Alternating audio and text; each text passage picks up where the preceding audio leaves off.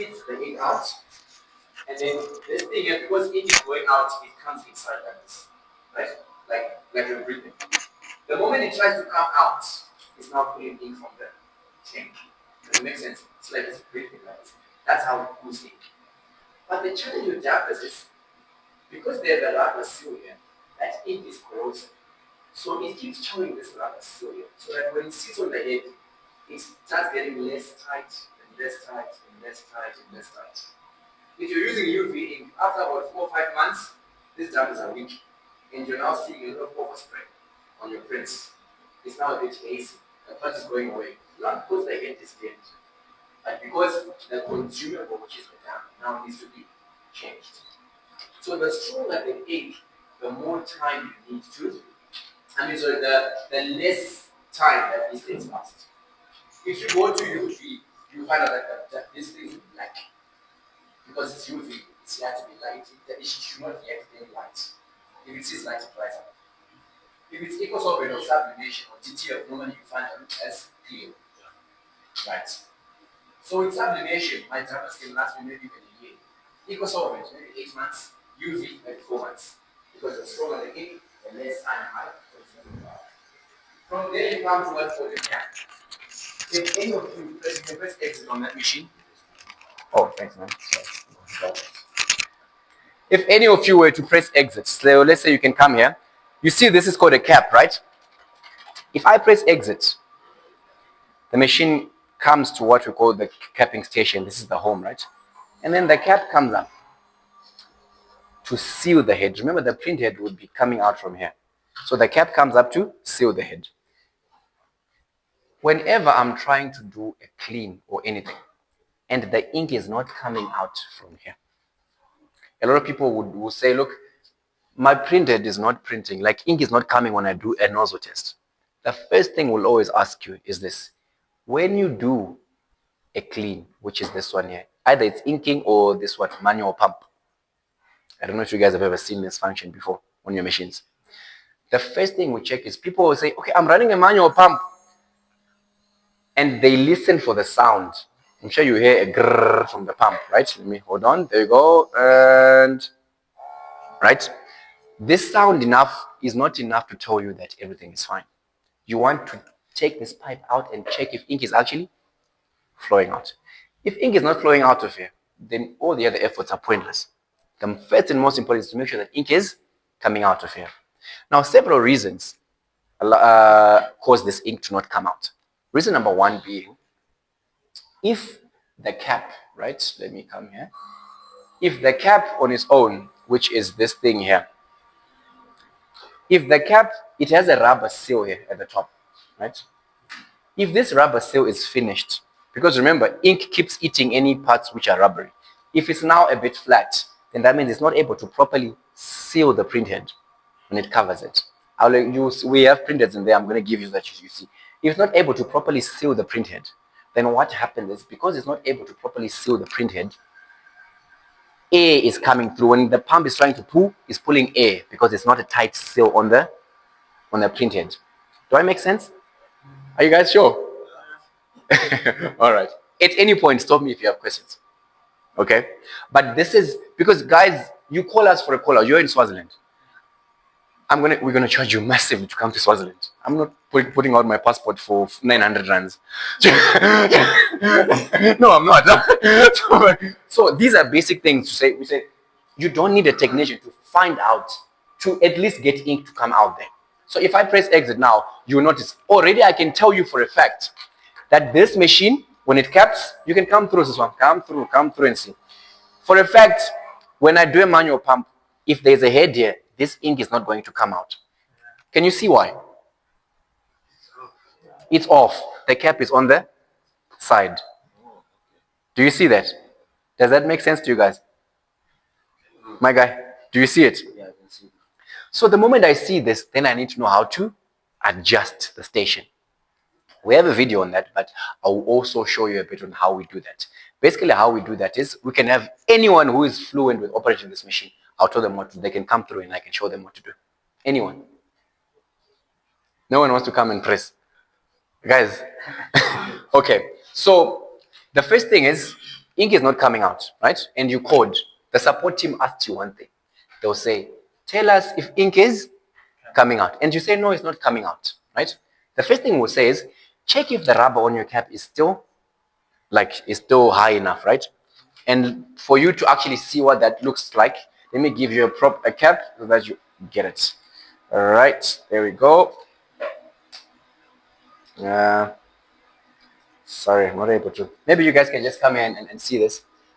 I've pulled out a cap. Maybe you can just put your hands on and see what the difference between a new cap and a second-hand cap. Just check that. Let me get a second-hand cap so that you can see the difference.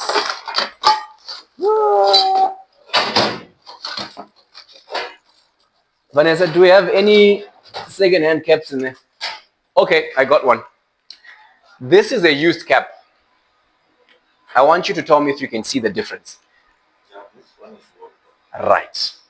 So you are there fighting with your machine, trying to pump, but your cap looks like that. You're not going to get ink out.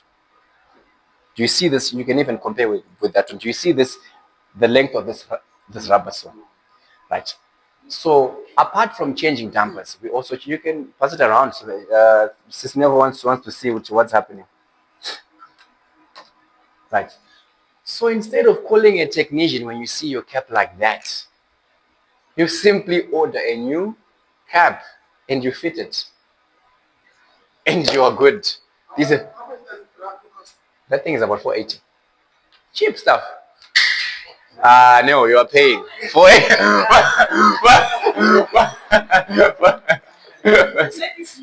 Yeah, no, it's just for example. But my point is, once this rubber wears out, what's happening is your head is supposed to perfectly seal on the cap. So because this is now finished and it's now even brittle, you see this is soft, but this is now even brittle. It's not perfectly sealing the head. So whenever you're trying to pull, nothing is coming. And if you wait for too long, the head eventually starts blocking because it's not big.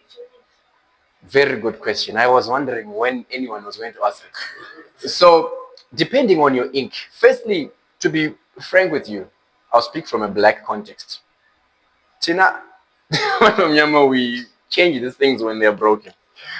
But ideally, if you have an equal solvent printer, once a year at least, every 6 months, you change your cap. It doesn't mean it's broken that you have to change it. It simply means the rubber is now out to a point where it's not giving you a perfect. So you can still be able to print sometimes, but it's not a perfect, like you are struggling to get a clean nose of this. Like every time you have to clean 50 times for you to finally get a nose. It's a sign that the cap is going out. So if you keep fighting with cleaning, what's happening is you're damaging the head. And your head, instead of lasting much longer, is now lasting for a very short time because you keep on putting force on it with the parts that costs 480. 480.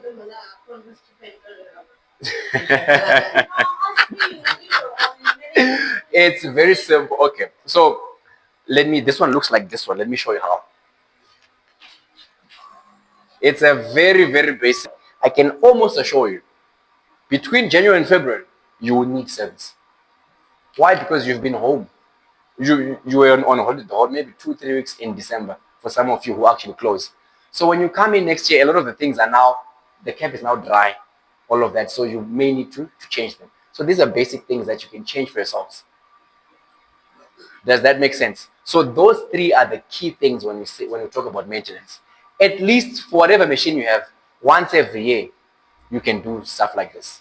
And remember, what we call machine service is not machine fixing. Those are not the same things. People call us and say, I just want my machine serviced. But the head is not even working. That's not a service. We are actually fixing. So service, you want to service your machine while the head is still fine. Because on the whole disposable aspect, remember the head is also a disposable. The head is the most expensive thing. So for your head to last longer, things like dampers and this need to be regularly changed. Okay? We have a Black Friday special running. Check with the ladies. Yeah, this is the time to just get stuff like this and just keep them on the side. But do I make sense? Okay, cool. No, you can ask for. Yeah, so what's wrong with machine? Because we don't use this one. We use the UV.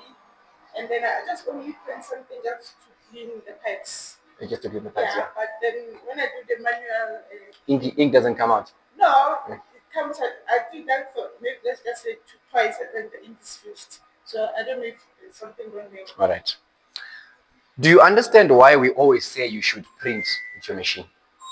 I'm not sure if you guys have heard of that. We always say, please don't leave your machine not printing for at least, a weekend is reasonable.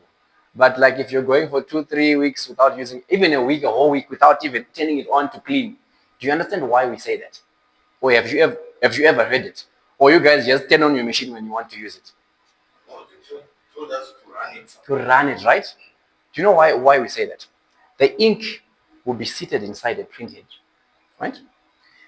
Remember, this ink is corrosive. You see what it did to this rubber cap? It eats it away. Now, inside the printhead, there's what is called a diaphragm. It's made of silicone, but it's also something similar. If that ink just sits in there and it's not moving, it eats away the inside of the head. That's how these heads die. It's not an issue of, no, I've had it for just 6 months, it doesn't matter. If that ink is just sitting and it's not moving, instead of going down, it spreads inside the head and it takes the head away. That's why you find out people with UV heads, they last a lot less than people with eco-solvent heads. Same head, but on a sublimation machine, because it's water-based ink, it can last for a year or 2 years.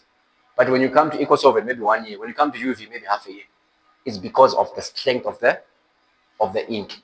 So we always say do maintenance or clean it so that let that ink not stay inside the head. Let it always be That's what moving I'm doing every day. every day. Now, your problem, Suswam, is you are running it on maybe a 30-minute interval. So there's something called auto clean. Basically, it's one of these two. If you're using your machine every day, you don't need to leave it on auto clean, where it automatically always cleans. There's no need for that. But if you are someone who doesn't use the machine frequently, you put that auto clean. And auto clean is basically allowing the machine to run the clean function on its own without anyone touching it. Because now we forget. So what you do is, this is your menu. Do you remember your machine? This is the exact menu you have. Don't be confused by the Chinese. It's the exact menu. Go to the menu. I'll show you something. When you want to clean, so first of all, tell me what you do when you want to clean. And then you go to Yeah, I usually do the clean nozzle, yeah. or manual pump. From there to there until the nozzle test. 100%. So now, if you go to the menu and you come to the setup menu, you will see an option somewhere inside the auto clean. And I enter. Are you guys seeing this? If I come into auto clean, do you see this machine? There was a time where it just started moving on its own. That's auto cleaning. You see right now I have options like off, every 30 minutes, that's 0.5 hours, every 1 hour, every 3 hours, every 8 hours. And I don't want you to think that your machine is not the same. All your machines, whether it's a Graph King, as long as it uses this system called Senian, these functions are all the same. So this is an auto clean. Right now, yours, I'm pretty sure if you go check, you'll find that it's set on half an hour. Okay. So every 30 minutes, it's pumping out 20 mils. To bring that into perspective, you're looking at roughly about 50 mils an hour, right? 50 mils an hour in 24 hours. How many? That's about. So that's how much ink you're wasting. And then when now you are also then coming after, and you are also doing your own manual pump. So most of your ink is going to just, yeah. How often do you use your UV printer in a day? No, every day. Every day you use it. I suggest you turn off the auto clean. Number one. Number two, the manual clean. How long do you do it for? I think it takes me 30 seconds. something. Okay. And who else does a manual clean? About 30 seconds, thereabout. That's a fair amount, yeah. Manual clean, and then you obviously do the clean nozzle. You don't need to start with the manual clean. A clean nozzle is good enough if you use your machine every day. A manual pump, we only use it if we are really struggling to open something with a clean nozzle. So you just go there, you do your clean nozzle, and after you do your clean nozzle, that's it. You do your clean nozzle, and then as long as the nozzle test is sharp, that's it. You only clean. Why? Because your nozzle is not clear. That's the main reason why we clean. So you have inks which are solvent based. Then you have inks which are water based. Water-based inks are your DTF and sublimation. Those are water-based inks. You can the same solution used for DTF you can use for sublimation. Cool. But the solution you use for eco-solvent, you cannot ever mix it with the solution you use for what the sublimation eco-solvent, they don't mix. The moment you mix them, they're going to clot. So let's say you put it on the head, it's a sublimation solution on an eco-solvent printer. That's it, it's going to block. So you need to be very careful with that. And a lot of people struggle with looking for sublimation solution. You can use distilled water, it's good enough. Or battery water. You go to any hardware, or you go to any garage, say I need battery water or distilled water. Not purified water, just battery water or distilled. That's the best. You can also use that instead of sublimation clean solution. But you can't use it for eco. It's only for water-based inks. Does that make sense? Okay. Any questions on this maintenance part? Secondly, on my other machine, the eco-solvent, there's some clear liquid that is going for storage. If you want to use it, then you put in the cartridges. Very good question. So we're going through December now. A lot of you guys are going to go through, are going to close. I don't know who here is closing. I know you guys are closing for sure. We had an issue with your machine last time. Who else is closing? Are we all closing? Okay. If you are, or if you're not going to be around, maybe for just 1 week, you deserve it, my king. Just 1 week. one week. So what you do is, there's a liquid, it's called a shipping liquid. Shipping liquid, it's universal. It doesn't matter what ink you're using. It's not for cleaning. It doesn't even clean ink. It's simply a liquid that keeps the head moist. So what you do is you take your shipping liquid and you put it inside the cap here. So you firstly just move your head here. Once you move your head, you take that shipping liquid and you put it inside the cap. And when you do that, make sure that the waste pipe is locked, because if you don't lock it, it's going to run down. So you lock it. Either some of your machines have like a clamp that you can put. We also sell those. You can get it from us. But if you don't have a clamp, you can just fold this pipe. Just like that. And then put some tape. Once you do that, then you leave the machine. Then you just press exit. Remember there's solution here now, right? And then just press exit. And then it caps to cover the head. That is called wet capping. You can do this and you can leave your machine for a week or so. Even if you are not there, I'm not saying do it, but even if, let's say you were not there for like a whole month of December, your chances of coming back to a head that's not blocked are much higher. I can never tell you that it's foolproof, but it's the next best thing to just leaving your machine like that. So where do you get this? We supply it as well. You can also get it from whoever sold you the machine. Most of the times they actually have shipping liquid. Even if you get from AM or us, it doesn't matter. But it's very expensive. You'll find that 100 mils can probably be costing 800 rands. Because you don't use it every day. You just use it. I mean, you're putting as much as to fill this cap. That's it. Yeah. I'll check if we have it in stock. You can also just ask with the ladies. You can also get it from us. So that's that about shipping liquid. With that in mind, that concept of putting liquid in the cap. So let's say you didn't do it. And you came back and your head is blocked. You are cleaning, ink is coming out of here nicely, but then when you print your nozzle test, it's still like missing, there's still a lot of gaps. You do what is called wet capping again, but not with shipping liquid. You now do it with the cleaning solvent. So you take that solvent cleaner, you put it in the cap, and you allow the head to cover for like an hour. If it's that extreme, leave it overnight.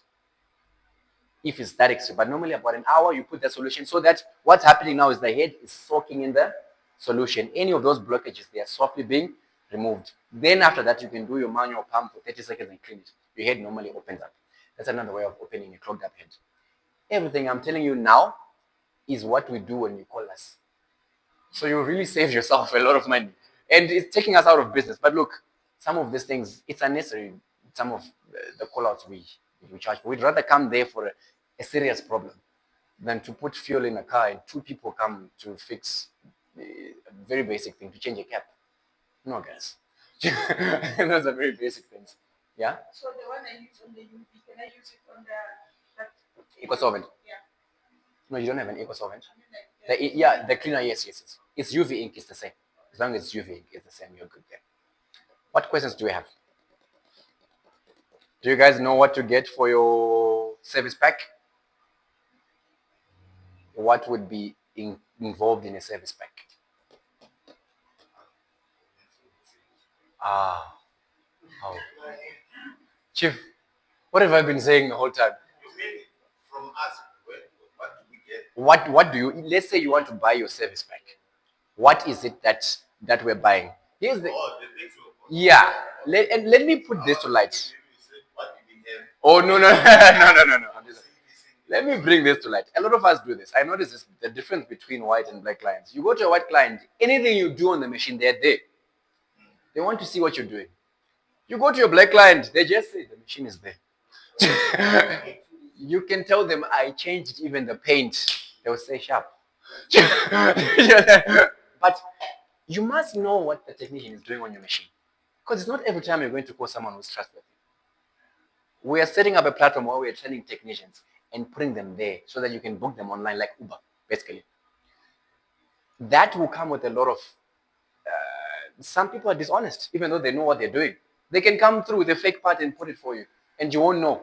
They'll tell you, I changed my cap, and you check it and it still looks like this. So these are things, that's why I need you to open and understand things like this. So when you say service, like when someone says I've serviced your machine, what are the key things that are supposed to be changed? The dampers, yeah. And the head, if it's dead, yes. But apart from, let's say the head is still fine. Because when we're servicing, normally maybe the head is still okay. But what else? The cap. Just those three things. And remember, things like filters are not crucial. Not that they're not. A lot of you have been running without filters anyway. Filters you can do without. We only put them just in case of an emergency. Remember, your ink settles. If you ever notice in your tanks, if you check at the bottom, you see that the color is richer than it is as you go up in the tank because the ink settles. So you always, that's why you put things like filters to always make sure that your ink is clean when it comes here. Normally people with filters have heads which last longer because there are less blockages in that. So if you don't have a filter, that's something to start considering, to put filters on your machine. Okay, so before we go for the theory, are we together? We'll do one more theory on a working machine in the next room. I mean, one more prac, but for so far, have I explained the maintenance part clearly? Are you guys sure?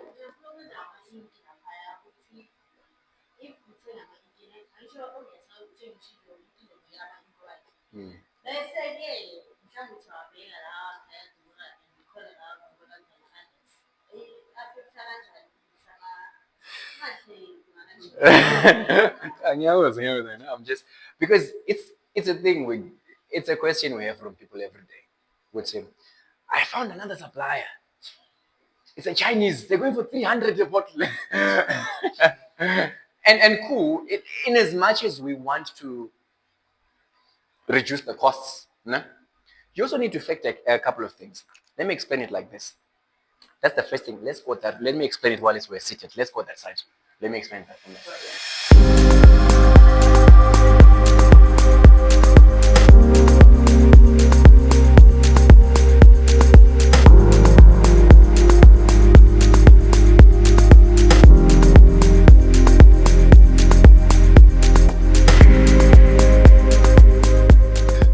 Let's say you have an eco solvent. I'll just use this, but whatever you have, UV, same thing. Especially with UV, that's a key thing. You will notice that it happens a lot. So I have an eco solvent printer. There is what they call 1-year ink. There's what they call 3-year ink. There's a lot in between this, but people normally, you don't find it a lot in the South African market. The difference here is price, number one. If you're buying ink and it's costing you anywhere between 250 and 350, best believe you're buying 1-year ink. And that's fine. There's nothing wrong with 1-year ink. The only catch is don't now print a billboard and expect it to be there for 3 years. Because you've bought it. 1-year ink is not about expired. No. Even 3-year ink can expire in 6 months. The time it takes in the bottle is not the same as the time it takes after you've printed. So you find out 3A ink, normally you're looking at prices between 600 to 900, right? That's normally how much you get 3A ink, the AM ink that you sometimes get. What we saw here is 2A ink. It's right in the middle here. The point here for you to understand is, let's say you got supplied a machine and it had 3A ink, né? But it's expensive. I don't want to spend this much. Maybe I'm just printing those party packs, welcome boards. There's no need for those to last for that long. I can switch to 1A ink, fine. But understand, two things change. First of all, quality changes. Normally, 1A ink, because it is a budget ink, the quality doesn't look as mwah when you print. You find that you have just a few things are not, your colors can always come out perfectly fine, that's okay. But you can find a bit of bending lines and stuff like that, which can be fixed if you understand this thing called ICC. An ICC is basically a color profile. A color profile is what we use. It's the recipe. So for your machine, if you look at that color theory chart there. When you buy ink, you only buy 4 colors, right? CMYK, cyan, magenta, yellow, black. Doesn't it surprise you how your machine prints green? We don't have green ink, right? We don't have khaki ink, but you can print khaki. We don't have purple ink, but you print purple with your machine. That's where this thing called an ICC comes in. An ICC is called the color profile. The whole point of it is, let me put a color chart here so that you understand. So you have 1, 2, I'll say 3. In the center here, I'll put K, which is black. You have what are called primary colors. Primary colors are the colors that naturally are found in nature. Every other color comes from those 3 colors. My brother, we're getting to your question about colors. So it's only 3. All the colors you see come from 3 colors. Every color you're going to see, whether it's in printing, it's in painting, it's in everything, all colors come from 3 colors. So we start with this. You have cyan. That's the C in CMYK. The cyan looks a bit like blue, but it's not blue. If you're a designer, you'll understand that cyan and blue are different. Anyone here into designing? Eta, you're trying. Okay, so you have cyan. Cyan is the blue-like color when you buy your ink. A lot of the time, clients say, no, I want blue and red. We just say fine, but we're not giving you blue. We're giving you cyan, which you need to be very careful. Right now, it doesn't matter, but there are machines which are coming which use RGB colors. They use red, green, and blue colors only. So which means when you then buy blue and they give you blue instead of cyan and you put it in your tank, you will print something and something else will come out. So you need to just be understanding of the terms. This term is not a very complicated term. CMYK, know it. If you've been in this business for over a year, you can't be ordering ink saying, I want red ink. You don't have red ink, you have magenta. Are you with me? Should I list them so that you understand? Cyan, magenta. Right. The rest, you know them. Yellow, black. These are the 4 colors you're running on your machine. Now, the first color I said on the primary scale is cyan, and then you go to magenta. Magenta looks like pink, but it's basically what, maybe when people are buying, they say, I want to buy red. That's magenta. Whether you're UV, sublimate, whatever, magenta. Then you have the final color, which is yellow. Right. Now, this is where the fun starts. So CMY, just those 3. Don't even worry about the black. All your colors come from here. I'll give you an example. If I mix yellow and cyan, what do you think I get? Think about yellow and blue. If I mix yellow and blue. You sure? You sure it's green? It should be green.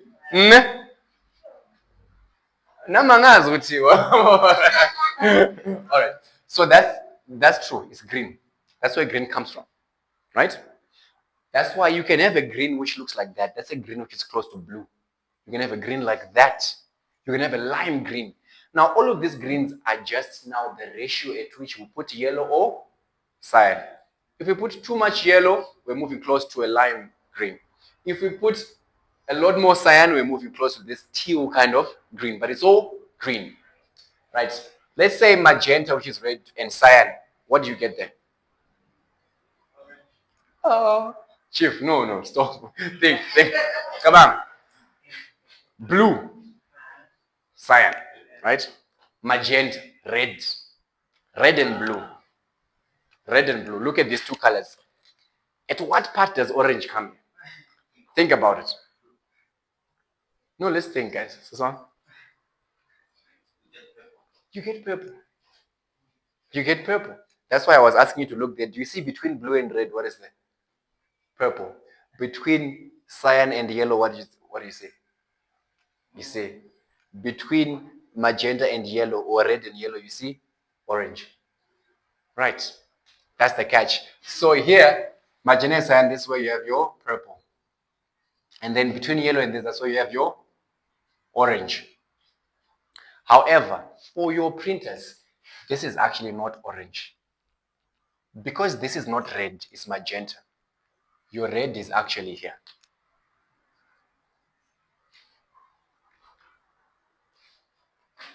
Makes sense? So this is how your machine makes red. Now, the ICC, which is the color mixing ratio, is the one that tells the machine to say, look, when your screen has this green, mix magenta and this to this percentage so that you get the correct purple. That's in the color profile. Remember when you guys go and say 6 pass, 4 pass? Remember that? That's the ICC. So there's an ICC or a color profile for each type of ink. So it means if you buy from a different supplier, the one thing you have to ask for, if they are willing to offer it, you say, I'm changing my inks from another ink, but I want to maintain my colors. Can you also give me the color profile or ICC? If you get that, it would really help, because otherwise we're going to do a lot of color matching. And the one thing you don't want to do, especially if you're in sublimation, let's say you're doing a job, 12,000 t-shirts, and you're on 8,000 t-shirts now, the ink runs out. It's a Sunday, all the other shops are closed.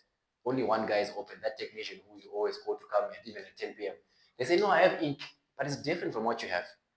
If you buy in the middle of an order, because that ink quality is a bit different, the green you are getting on that same artwork, you're not going to get that exact same green with a different ink, even though you're using the same IC. But the ICC, because now you have that IC was made for the ink you were using. So you're on 8,000, the other 4,000, best believe they're not going to look like the other 8,000. So if you're in the middle of a job, it's not advisable to switch inks. And a lot of people do it maybe when they're doing blue ones. It's a 30-meter thing. We did one from Aponyo mode. Halfway through, ink runs out. It looked like two different things. So I hope I've explained what there's no issue. There's nothing wrong with switching inks. Just make sure when you put it, shake it, it mixes. But just understand that your colors are going to vary a bit. Sometimes those differences are not going to be very massive. But sometimes they are. And the only thing is you're not switching eco to UV. No. As long as you're sticking to, with eco, I'm saying with eco solvent. With UV, I'm saying with UV. Even with UV ink, just keep in mind, UV ink is even tricky because you have 3 types of UV ink. The ink you have on your raw-to-raw machine, on the flatbed machine, ideally, I think we may have changed last time, but ideally, it was supposed to be what is called hard ink. A UV machine, I'll give you a quantity of what they have. They have a machine that's maybe the size of half this room, 2 by 3 meters, right? It's a flatbed, and you can print straight onto things like Perspex, Chromatec, whatever. There's what you call hard ink, which it's not flexible, so it goes on hard surfaces. That's why it's called hard ink. It's UV. Then there's what you call flexible ink. The other machine you have that looks like that one, because it's not printing on hard surfaces, it's printing on rolling surfaces or flexible surfaces. That's called soft ink or flexible ink. In as much as they are both UV ink, you don't want to mix them because they have different properties. Normally when you mix them, they block. So always understand which one you are using before you just buy. But did I make it clear a bit? So you can use either. Just know who you are printing for. What are you targeting? Okay, if you're doing billboards, flat out I can tell you 1 year ink is not your thing. But if you're doing, everything, your posters, your stuff, that doesn't need to be there for that long. It's okay to use 1 year ink. And the trick to using 1 year ink for things that last long is laminating. If it's a course you want to incur, you can also laminate. I don't know if you guys have ever heard of that. Lamination, which is on or on the spray. It's the same, or it doesn't matter, you can choose. So you have liquid laminate where you pour it onto the thing and then you just like squeegee it. Some of it is a spray, some of it is a laminate paper that you use a machine to put it on top. These are just things that people do to protect the color of your print. The one thing I hate about laminate is that yellow, it starts looking yellow, like the sun hits it and it starts, and so that's why, that's then why people go to UV. Sorry, you're asking something? Yeah. Okay. But yeah, so that's it on lamination. But on the inks, I hope I've answered. You can use any ink, that's fine.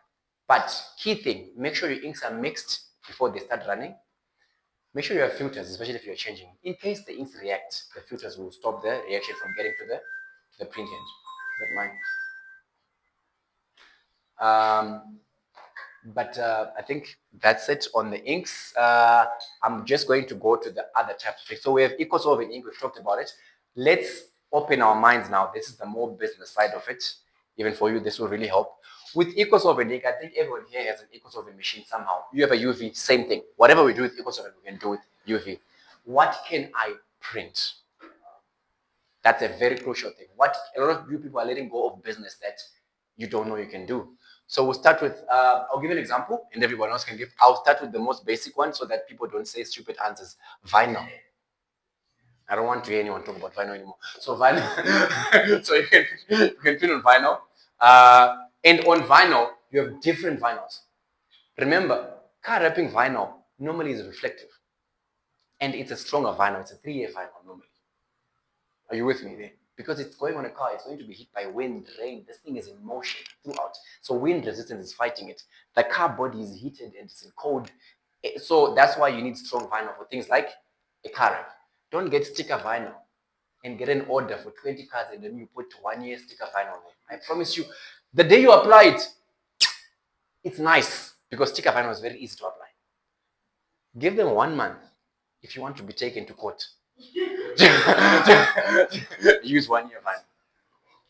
So things like that. So that's vinyl. You have sticker vinyl, which if you want to do, packaging labels, I don't need this to be 3-year vinyl. It's going on a sticker bottle. It's staying indoors. There's no need for this to be high quality. So I'd rather spend this about 900 rand for a 50-meter roll. Right? It's even 700 sometimes. Whereas the 3-year vinyl, you're looking at 2 point something, 3 point something. Yes. Is there like a Just say car wrapping vinyl when you go there. Just say car wrapping vinyl. It really depends where you're buying from. Because the challenge is, with companies lately, they just put people on the reception. And this person has no idea what's happening. All they know is they're selling. So sometimes you go there and you say car wrapping vinyl, they don't know. They'll sell you sticker vinyl. So that's why then you now need to, if they don't really understand, you can say, look, I need car wrapping vinyl, but can you make it 3-year vinyl? Right? Because that's the stronger one. There are other names. I'm happy to send the list in the group later so that you can see it. But yes, get strong vinyl for things like car wrapping. If you're doing things like stickers, like just that you can use your sticker vinyl, your welcome boards. That's something that's just there for the weekend. It's fine. There's no need for expensive vinyl there. And keep in mind, it doesn't make sense for you to use 1 year vinyl and 3-year ink. Or 3-year vinyl and 1 year ink. If you're gonna do quality, do quality. Don't half. You know what I mean? Yeah. So that's vinyl. After vinyl, what else do we have? PVC. What is PVC? I don't think a lot of people know what PVC. It has another name. Let's give it another name. I think we have about 9 or 10 things we can do here. Let's look for 10 things. These are 10 different businesses you can do with just one machine. PVC. You know PVC, right? We know it, no? Never you guys have heard of PVC? Okay, the one for billboards, the one that they use for billboards, banner material, but it's not, yeah, something like that. Anyone has a question on that? Everyone knows PVC. Okay, so PVC is that material which is normally black at the end. You can just ask Manager to bring some samples. You can bring canvas, we have all the samples. Just bring, yeah. Normally you're looking at that's the one they normally use for billboards.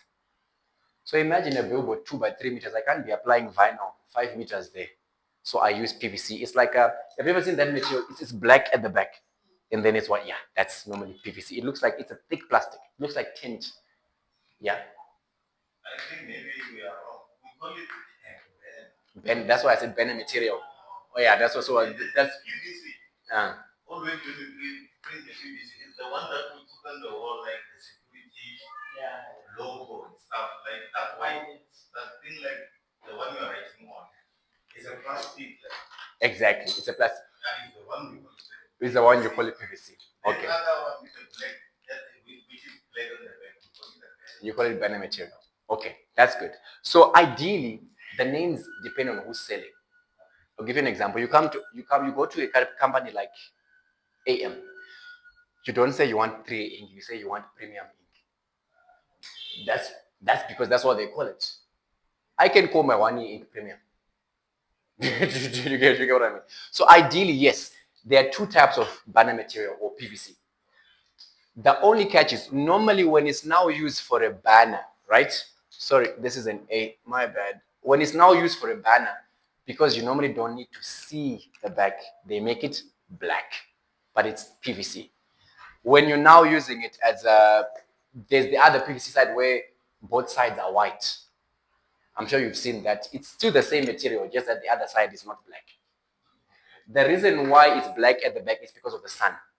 If I'm putting something big there, I don't want the sun to come at the back and affect how you see things at the front.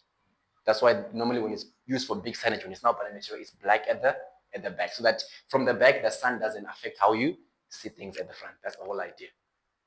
Are you with me? Okay, so that's PVC. You can do PVC. So now you know you can do vinyl for your stickers, for welcome boards, whatever. You can use PVC or banner material. What's the next thing? Canvas. Its own. I know clients who only do canvas, and they have 10 machines in house. Only canvas. Have you guys seen what a canvas print looks like? It's when it's stretched. Is it coming with PVC and canvas? Like if all the material we have here. Yeah. So canvas is the one that looks like a cloth, but it's not. It's a mixture of cloth and plastic. Have you guys seen it before? Like, you know those family portraits they take and then they stretch them onto wood and then they use stamps to hit the exact. That's canvas. You guys can also get it. Is anyone doing them so far? Yeah. Do you know the margin on canvas? For an A0 print, ink and material wise, it doesn't cost you anything more than 300. If anything, 200, depending on where you're getting your wood. That's probably the frame is the most expensive. It doesn't cost you anything, right about 200, 300 most for an A0. Do you know how much was the going market price for a canvas A0? 2.5. 2,500. Something that you put 300 into. Even if you go as low as 1,000, that's still. So these are things that you are busy fighting for tenders to make water bottling stickers.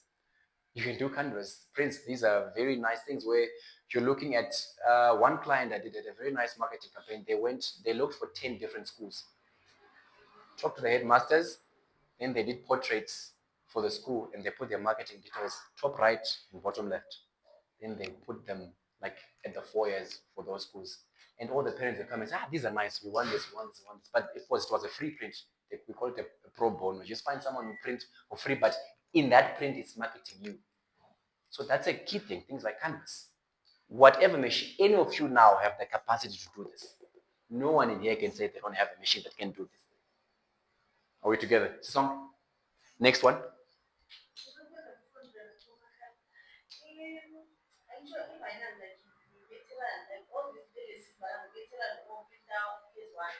So you want to canvas is sort of like Yes.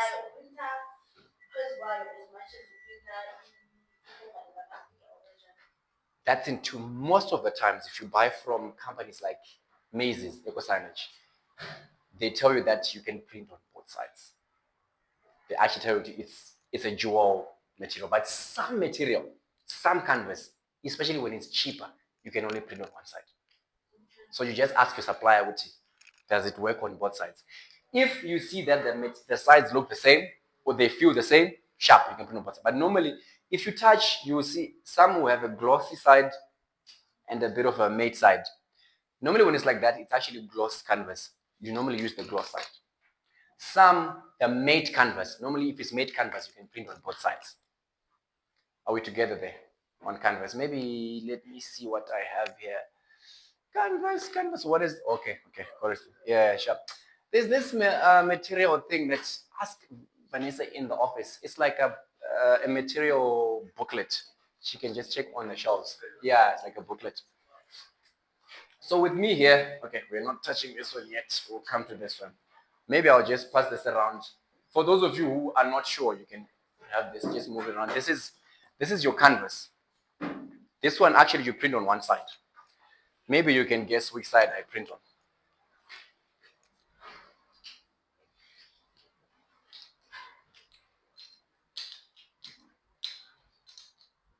Does it make sense? You okay? For you, it's this is good. It's easy stuff for you. All right, sharp. Okay, so that's on canvas. Once we on that, would you advise the Chinese printer to because of and over and maybe that? Because I'm looking at the print cost 6 colors, and it's something like 129. Yours is 4 colors. I mean for the EcoSolvent. It's 4 colors. Where did you hear that it's 6 colors? I think it's what the light magenta. Your EcoSolvent printer. Yeah. You buy light magenta and light cyan. Yeah. You're wasting money. Well, it's not the Chinese.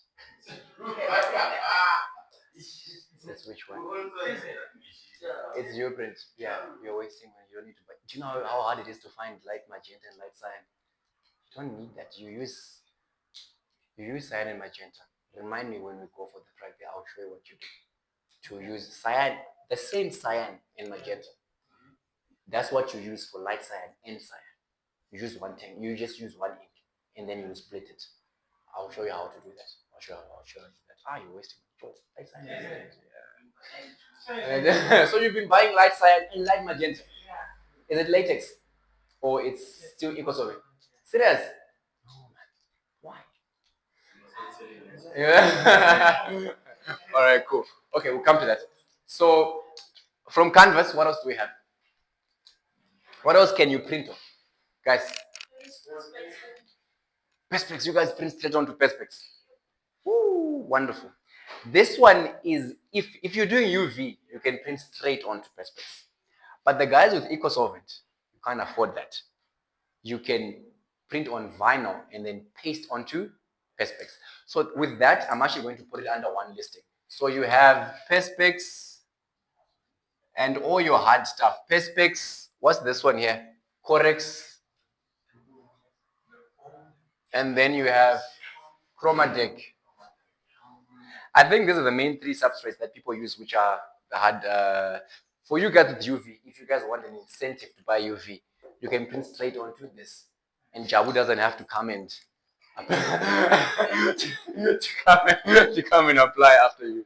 Yeah, but Perspex Corex Chromadeck, this is what you can use for, like with UV straight onto them, but with EcoSolvent, you print on the vinyl and you paste it. Now, if I'm going to use, I don't think there are many Corex prints that are meant to last for over 6 months to a year. These are normally your welcome boards, stuff like that. So 1 year vinyl is good enough for something like this. Maybe it's the same with the Perspex, but Perspex is really tricky because sometimes people in Perspex and Chromadeck, they want to put up a sign that's going to be there until it fades. That's where 3A ink makes sense and 3A vinyl makes sense. Are you with me there? My guy? Are we together? Yeah. Okay, cool. Now, what was that? This is just Perspex. It's fine. Let me come to the next one. What else do we have? So you guys are only doing this. Well, film, yes, but with EcoSolvent or UV ink, you are not touching that. You now need a direct-to-film machine. That's where your DTF comes in, or UV DTF, stuff like that. But what film do you print on? Let's hear that. Oh, PT, okay. Yeah, but normally that's for your DTF, ideally. There is one material which is close. I don't know if you guys have ever heard of this material here. PP. Ever heard of this? PP is basically photo paper. Photo paper looks like vinyl, but it doesn't have any, you don't like peel. You just print straight onto it, and then you can put it wherever you want to. You roll it, you put it onto, stretch it, whatever you want to do. It's like canvas, but it has a vinyl feel to it. Your photo paper, let's run through the list. What else do we have? You can go and research these things later. I'm just opening your mind now. We don't have enough time to go in depth on each and everything. But what else apart from photo paper? Guys, we have about 5 more things here. Gazebos, very good one. A lot of people think sublimation when they hear gazebo. So gazebo with an EcoSolvent machine, you can also do gazebos. Everybody wants to use sublimation, right? Sublimation, and then you transfer, you need a heat press. But with EcoSolvent, you can print on gazebo. Yes, buy gazebo material. Remember, the concept of using these raw-to-raw machines is the material should not stretch. The moment it stretches, I can't use it in a raw-to-raw. Fortunately for you, gazebo does not stretch. So a lot of people print on gazebo, but there's a catch, there's a trick to it. All you need to is make sure that you remember your machine has that system at the bottom to take up. So you need to make sure your gazebo is tight, like it's secured down there. It's being pulled tight and it's coming through, and then you print with EcoSolvent. And after you print even with UV, it's even better with UV. Your colors actually look more vibrant than on sublimation. And there's no need for a heat press. You just need to make sure it cures now. Curing is the tricky part that people miss on when they print gazebo with EcoSolvent. If you print gazebo with EcoSolvent or sublimation, you need to give it at least 24 hours in an area with a lot of air so that it can release the water or the moisture and it cures into the fabric. However, understand, a sublimated gazebo can last as long as 20 years. A gazebo that you've used EcoSolvent or UV ink on, well, let's just say it's going to start cracking after a while. When the sun starts hitting it and that idiot client of yours starts washing it, then you lose color. But if it's something that you're just using for a specific event and you just specify to like, look, I will charge you 70% of the price for something like this. Don't wash it regularly. Just use it, fold it nicely, and instead of folding it in corners, they roll it. That's what you do with EcoSolvent gazebos. Stuff like that, you can actually find out that you can get into gazebo business with EcoSolvent. Your prints actually look more vibrant and nicer.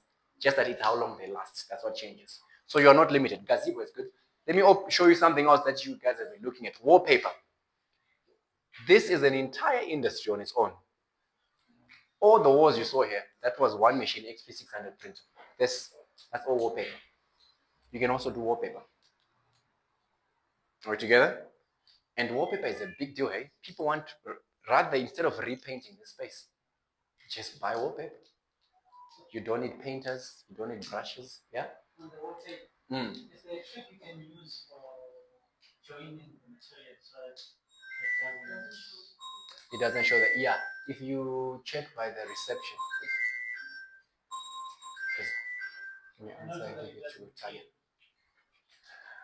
Yes, there is. There are many tricks you can use.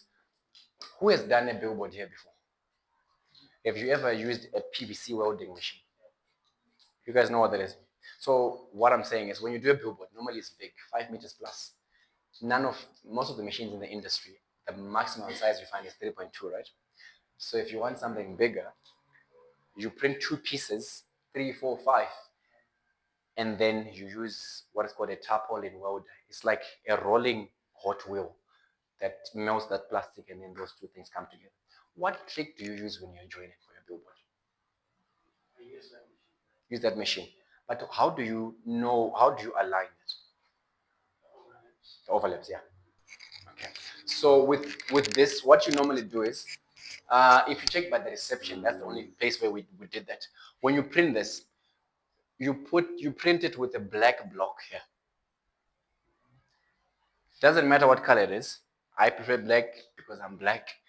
But you, but you can use whatever color strip you want. Something not that thick, maybe 10 millimeters or so, right? It has to be a color that is visible. It can't be white because whoever is now cutting won't be able to see if it's white. So it has to be, even if it's not a black, even if it's not a block, it can be two lines, but they have to be a distinct color. And then on the second joining piece, let's say I'm joining this piece to that piece, and it's a continuation. So I have on my design, I put a distinction, right? And then I print that black thing. On the receiving, the side that's supposed to now merge onto this, I leave the same gap, which is the same distance as the black gap here. So all I'm now trying to do is to cover that space over that black line. I don't know if I make sense. There are many ways to join, but that's way number one, where you use like that, just a block, which you, as long as you overlap that black block, the two are aligned. Another one people use is on your design, let's say this is one picture. I'll even try to use, this is one picture here. I take just this part here, halfway through, right? You create a print of it where you say, you print into, maybe you print from here, you print all the way up to here. And then from here, you print all, maybe this is 1.5 meters. And then instead of printing from here all the way up to here, just want to get to, instead of printing from here all the way up to here as well, to continue, you print from here all the way up to here, you overlap. Right? So now what you have are two artworks which are looking, but then to mark it, you just put a somewhat subtle line so that you can always be able to see where they're joining. Because if it's like this, I can't see the difference. But then now when I'm bringing them over, I'm bringing an artwork that looks like this into this. So even when it bleeds, it looks exactly the same. The trick, the beauty of joining is the bigger the print, the harder it is for you to notice. Most of you don't notice, but almost all the billboards you see are joined. Almost. But you barely see it. Unless you actually go close and be like, but yeah. So wallpaper you can definitely join. But ideally, it's really not a big deal if you are a designer in mind. Because with wallpaper, you actually want to create a design that when there is a joint, it looks like a design. That's why a lot of people do patterns on wallpaper. So you create a pattern that even if there's like a white line in between, it looks like it's part of the whole design. Or abstract art, like it's just abstract like that. If I was to join something like that on the sides, you wouldn't see that there's the print is not continuing here. All right, so that's wallpaper. How you make sure it doesn't peel off is you use, there are two types of wallpaper. There's what you call self-adhesive.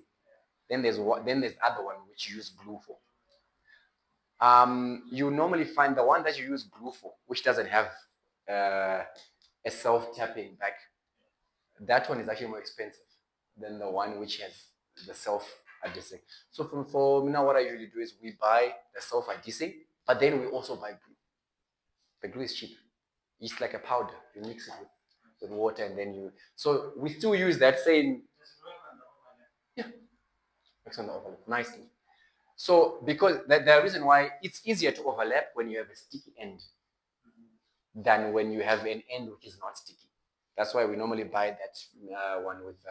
So we just, for the overlap, we just peel a bit and stick the overlap together. Then we put it on the wall.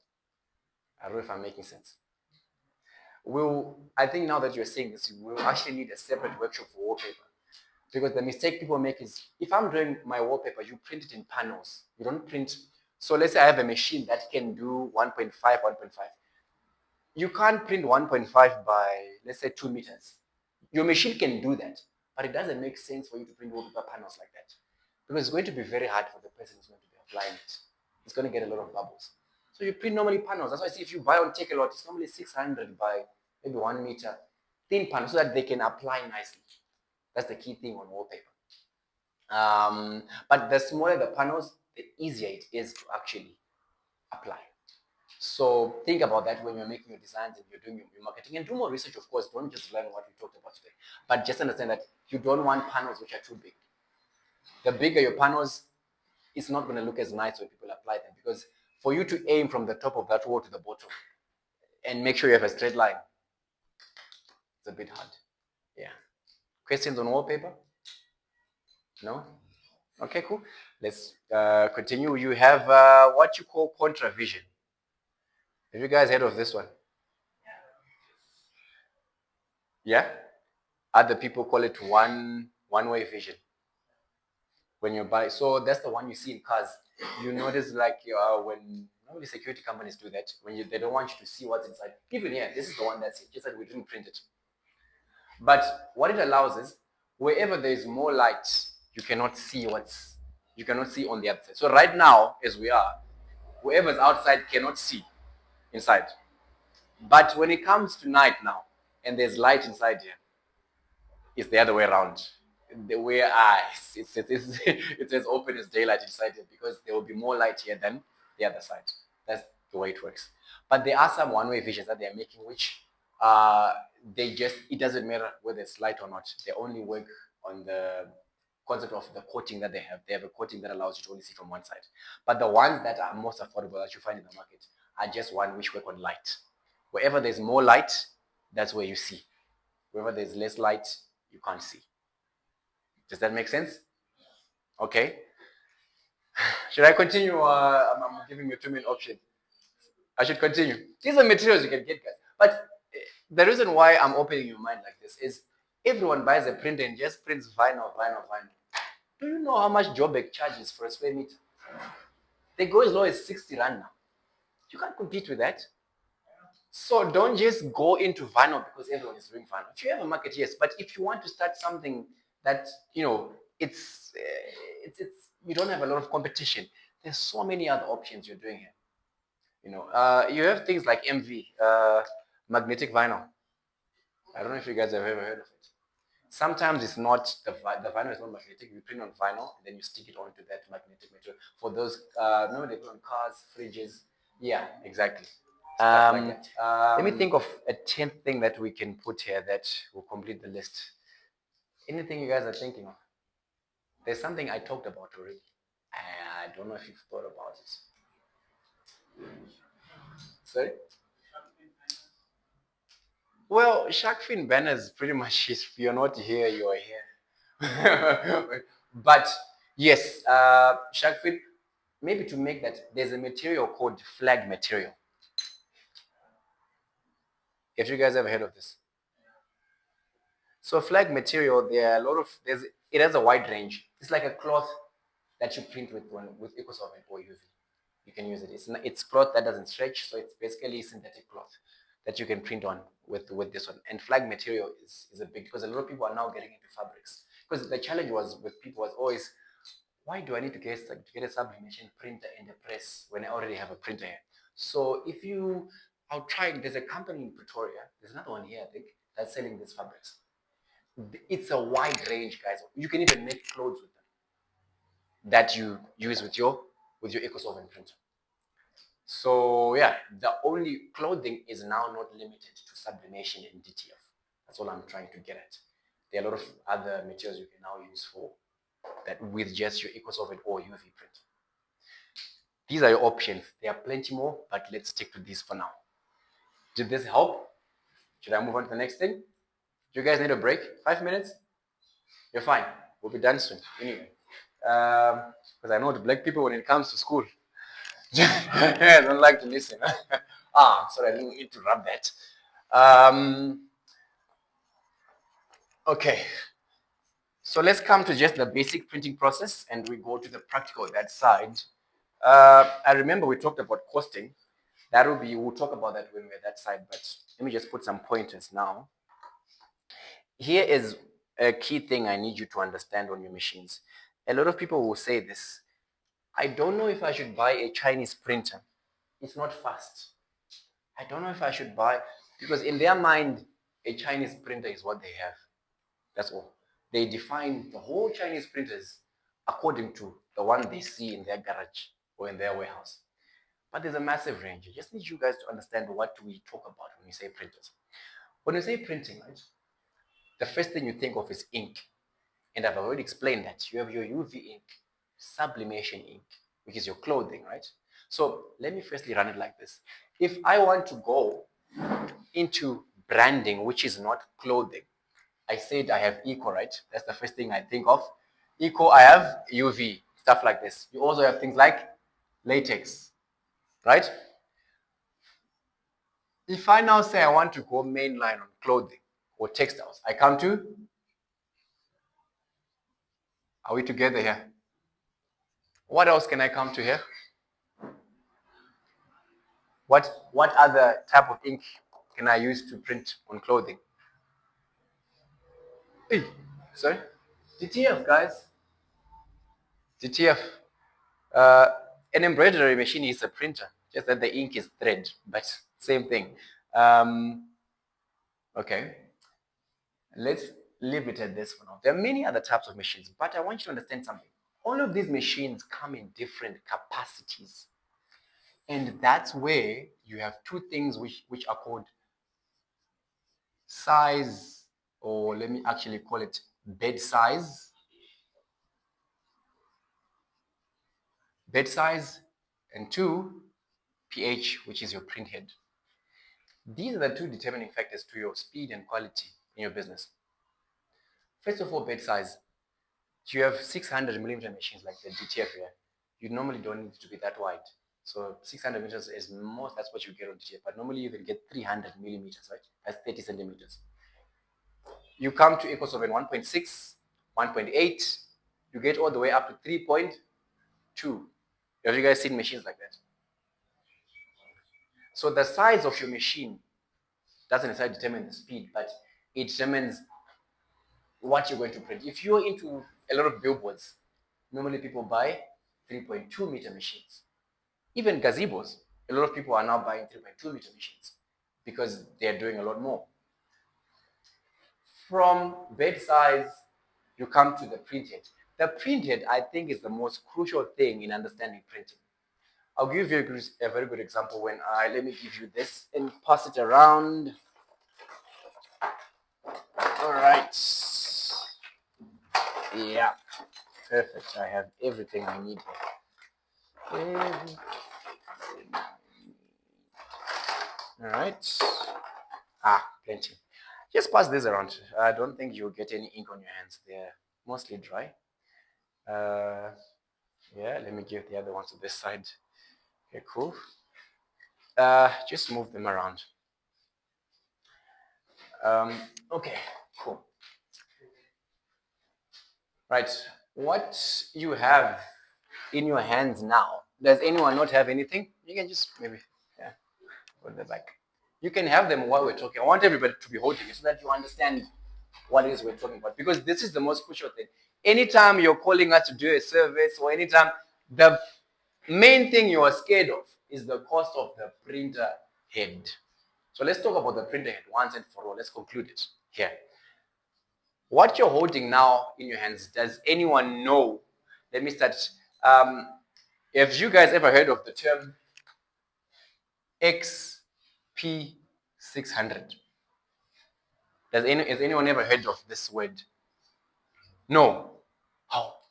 It's affecting your lives every day, and you have no idea what XP600 means. Let me make it clear. Maybe you've heard it differently. I'll say Epson XP600. No, still, next.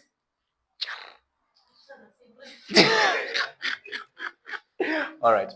So whatever machine you have, if you're in large format printing, it uses what is called a printer head, right? The printer head is the one that sprays out the ink and gives you the image that you want.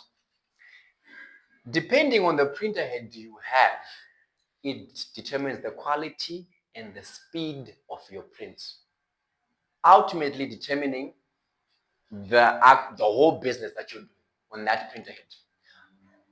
An XP600 printer is what most of you, I think all of you guys here I have an idea of the machines you have.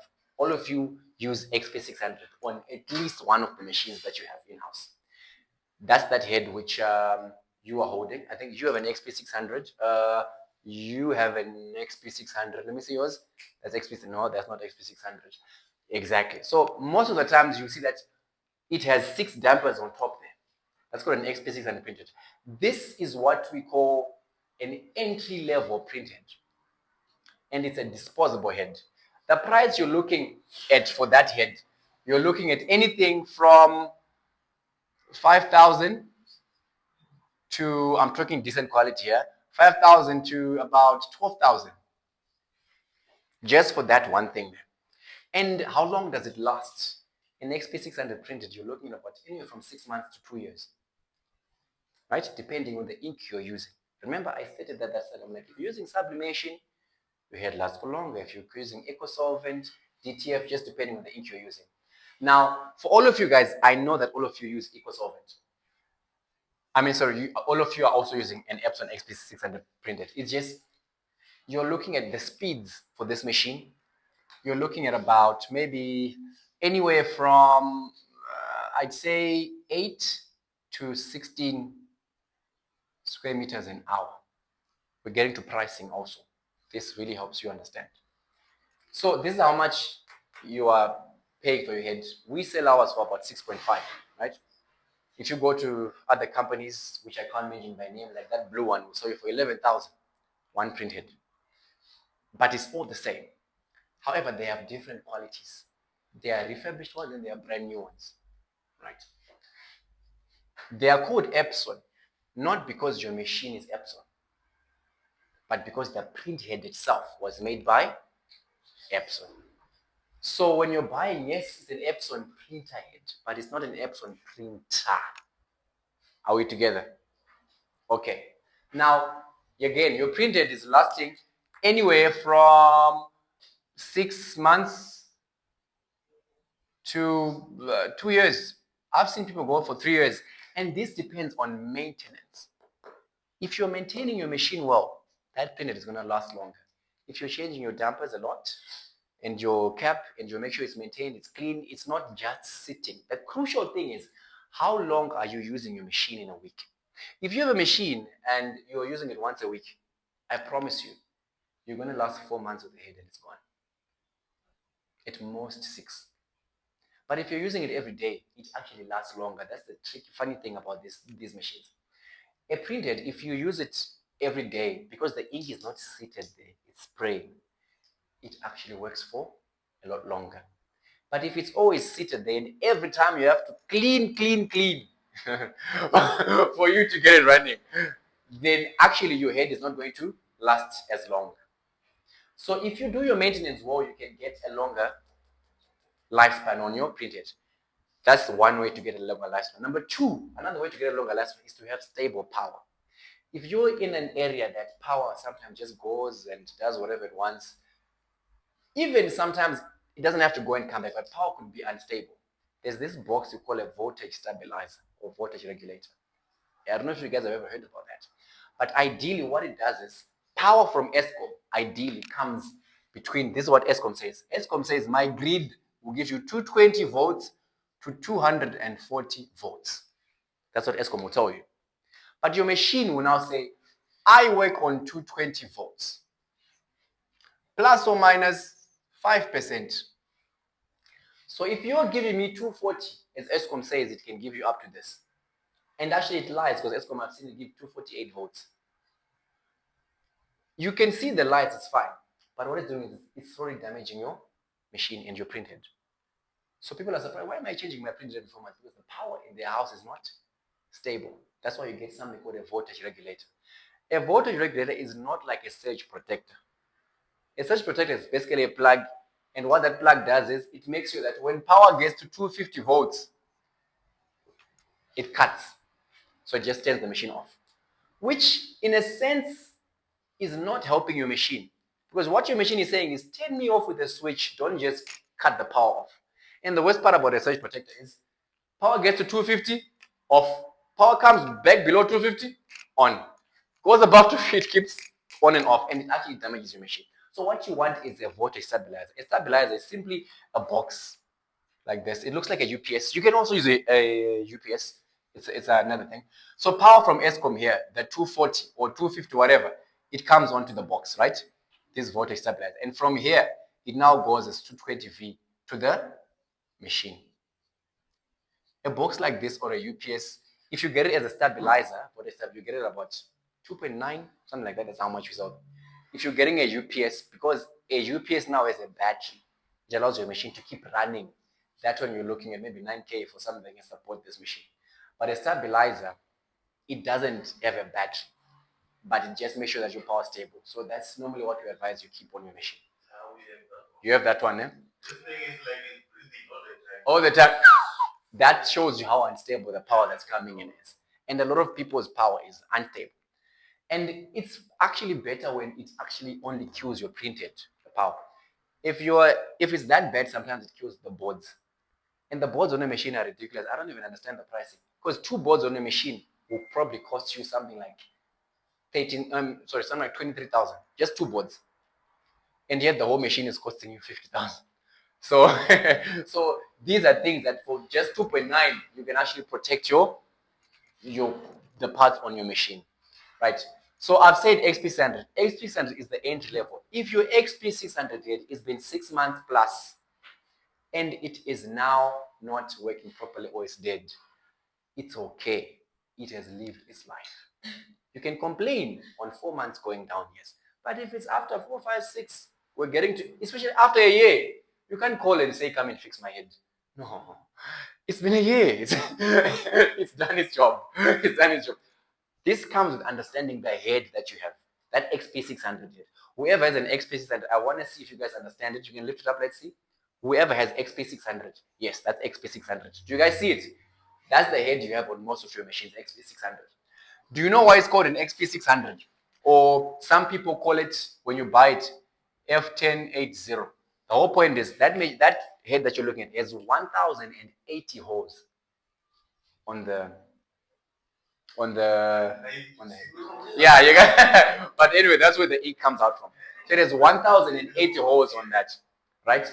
Now I'm saying this not so that you can be technicians, but it will make sense very soon. So because it has 1,080 holes, at any point in time, only 1,008 holes are spraying ink. That determines the speed. You go on to another head, which is now called an I3200 printhead. This is still a disposable printhead, but you're looking at 3 to 5 years on a head like this, not just 6 months. The price shoots from 6.5 to 23,000 just for a head. But the speed now, it doesn't have 1,080 holes. It has 3,200 holes. So what I mean is I'm now printing at 3 times the speed, and I'm getting a longer lifespan on that head. Am I making sense? So it's not about can a Chinese machine print fast? No. Which head am I using on the Chinese machine? So that's the i3200. It has 3,200 holes, and it's also Epson i3200. There's one i3200 head. That's what you're holding, right? A head like that, looking at 23,000, and a head like that. The beauty of i3200 is they specify. If you have a UV machine, they'll call it a U1 head.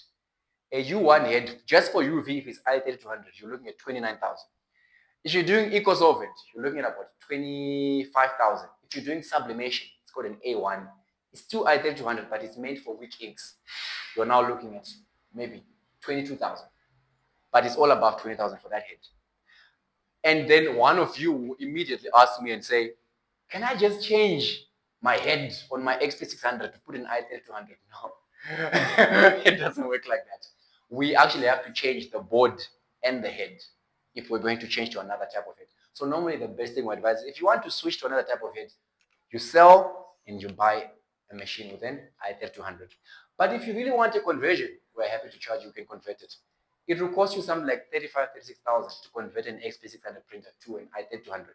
In my mind, I think it's better to sell it and then buy a brand new one rather than just upgrade. Yeah, but both options are on the table. You have other heads. You have what is called an Epson i1600. It looks exactly like an i3200, but the only catch is it has 1600 nozzles. So it prints at half the speed of the i3200. There's a very old school model that Osiswam is holding here. It's called a DX5 head. A DX5 printed. It's called what? Epson. It has about 1,000, almost about 1,000, 1,600. I think it's F16. Yeah, it should be F1600. I think there's about 1,600 holes, which means it prints faster than an XP600. However, it lasts longer. That's the whole catch. So in speed wise, it actually doesn't get to 600. I'm lying. It should be 1,200 or something like that. I'll check for you. It in speed wise, it's not that fast as compared to an XP600, but duration wise, it lasts longer. A lot of people are now, it's an old model here. A lot of people don't buy these ones a lot. Now they move to i3200 better. Now, I need you to know this because some of you are going to go into December. Financial year in South Africa is end of February. Some of you may get funding. Some of you are going to look for machines. And you're going to hear, buy DX5. That's what. Stop and ask, which printhead is this machine using? That's important for you to know before you just buy. The best head in the market right now is i3200. You're not going to get a lot of it, especially if you're doing sublimation. If you're going to get into sublimation, and the price difference between an XP600 printer and a sublimation printer, if let's say you're buying from us, we're selling an XP600 for 55,000, and then we're selling a brand new, and then an i3200 for 75. That 25,000 gap can be the difference in your business. The head, no, the printer, but I'm saying the printer with an i3200 head goes for about 73,000, and the printer with an XP600 brand new goes for 55. Yeah. So the choice is yours, but understand what choice you are making. Are we together here? So that's it on printheads. There are so many others. These guys have a machine, the flatbed I was talking about. Your machine uses what are called Ryko printheads. I think yours are generation 4. You see, a head like this, do you know how much it is for one? Yours has 6 heads. One head goes for 56,000, and that's from China. Before we even put our markup, this is just a head. This helps you appreciate as an operator, if you are, the care to give to a machine. Because I mean, if one head is going for 56,000, I can't go for a day without cleaning that machine, guys. Because do you see what's at stake here? You see what? Yeah.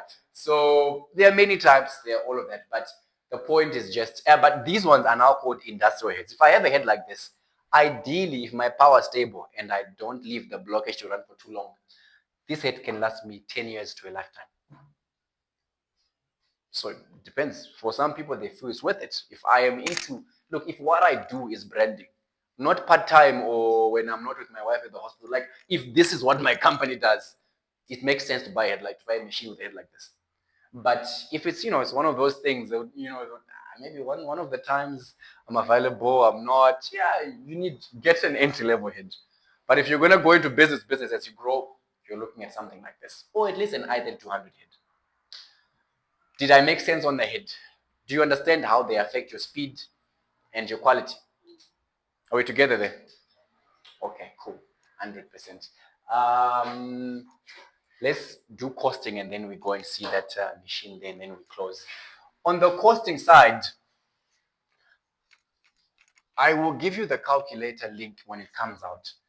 Who's using the software Flexi, SAI? SAI, Photoprint, Flexi, are you using it? Okay. Who's using Maintop? Maintop. What are you guys using? You don't know. You are just printing. What are you using? Print. I'm printing. We're using CorelDRAW. No. So it's important because when you're doing costing, some softwares like Flexi, they actually do ink estimation for you. you don't even have to guess the prices. But when a software like with a software like Maytop, it doesn't have that feature. So I just wanted to understand what you guys are using so that, but let's say you're getting to business, let's actually determine, because we've talked about these new types of material that we've talked about. I hope you've written them down. And now you want to know how to price and do all of that. Very straightforward. I'll conclude it like this. You are simply looking at what you're inputting, right? Versus what you're outputting. I'll start from here. Large format printing, ideally, has 3 or 4 stages depending on the type of large format printing you're doing. But you have design, right? That's not today's workshop, but yeah, we've had a workshop on design. That's where you use your CorelDRAW, Canva. I know some of you are using Canva here, and don't call yourselves designers if you're using Canva. You're not a designer, you're just taking someone else's design and rearranging. But yeah, we accommodate. So you have Canva, you have Photoshop, CorelDRAW, AI. What else do we have? There's this one. Illustrator. Yeah, that's AI, Adobe Illustrator. Oh, that's what we put for you last time, eh? Yeah. Is it? No, it's fine. If you're struggling with design, yes, we have workshops for design, but look, there are a lot of design courses online, even on YouTube for free. And it will take you one day to understand the basics of any design. Just look for the software you want, go on YouTube and just type CorelDRAW tutorial or crash course. Plenty. We have them here, but when we're doing design tutorial, because we hire an actual designer, we charge for that. So sometimes if you want to be quick, just look for a tutorial online and then you can just search. But the thing I just want to emphasize on design is a lot of you will now struggle with color, right? And it starts from the design. First things first, it's garbage in, garbage out on your printer. If you have this guy who takes this one and then takes a picture of their grandmother, and then they say, I want this on A0. And they're using a, what's I have nothing against it. But let's say they're using those other phones. I'm not saying it, I just want you to get my point there. On this screen, which is, I don't even know what to call this, A16, A0, like they just take a picture and then they send it to you on WhatsApp. And then they say, make this thing A0. It's my grandmother's memorial. And you are there fighting to get a quality image. I'm not going to lie to you. You're going to struggle. And your machine, people end up blaming, the machine is not printing good quality. But the first thing you look at is, what did I put in there? The first thing you look at on design is what you call DPI, dots per inch. All right, no sharp. So DPI means dot per inch. If you have a picture in any computer, just that we couldn't connect our projector today, I wanted to do it for you, but we left our VGA cable. So if you put the mouse on any picture, if you just leave the mouse there for like 3-4 seconds, there's a small description tab that comes out. If you look at that description, you will see it will be written date, file size, and you also see the size where it says 300 DPI, 72 DPI. Let's say you go on the internet and you just click a picture and say download. Normally, if you go and check it, it will say 72 DPI. Like, maybe there's a children's party, they want Avengers, and you just type Avengers. And you click download, and you print that thing like this. That Avengers will come out with edges like this. Because you didn't even check the quality. And you are busy calling, my machine is not printing good quality. Or here's the best line people like to use. Chinese machines. But did you look at the quality of your artwork?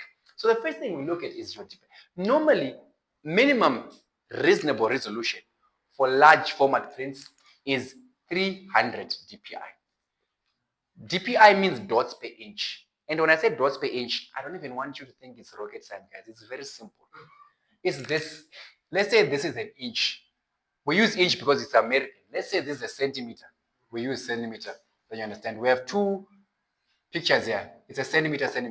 Let's call it an inch or centimeter. They're different, but I just want you to get the point. This is a square centimeter, right? Right. Let's say it's a strip of black, right? It's just a black dot. And on this black dot, let's call this 100 DPI. right? And let's call this dot 300 dpi. I have 1, 2, 3, 4, 5, 6, 7, 8, 9 dots per square inch. So what I mean is my color is a bit light inside this because there isn't much detail in mine. It's just a dot, but then this dot doesn't have as much, I don't know how to defining points in there. Whereas you have a 300 dpi, which will now go 1, 2, 3, 4, 5, 6, 7, 8, 9, 10, 11, 12, 13, 14, 15. And I have 30 dots here. Or okay, ideally I have 300 dots here. It's the same square inch or square centimeter. But in there, I only have 100, I only have 300. Which picture do you think will look more vibrant between these two? 300. That's all we mean when we say DPI. It's not rocket science, it's basic. Now, if you get a picture online, I beg you, first thing you do is check the resolution. Now, if you see 72, it's quite easy. You have a software like Photoshop, or I'm not sure if Corel can do it. I'm not much of a designer myself. But if you open it on Photoshop, you can go to SA size and you can change the resolution from whatever it is to a higher resolution. It is not the best way, but it's a reasonable way of increasing the quality of your image. If you don't want what you call pixelation, do you guys know what pixelation looks like? Do you have anything pixelated here? Like the edge, like you see that your print looks like it has these cubes, these squares inside. Yeah, by the reception, yeah. I'll show you. So if you want to avoid, the first thing you check is DPI. After you check DPI, the second thing is color mode. Color mode is basically this. So DPI is quality. This is this. Next thing is color mode. Color mode is where you get your CMYK or RGB.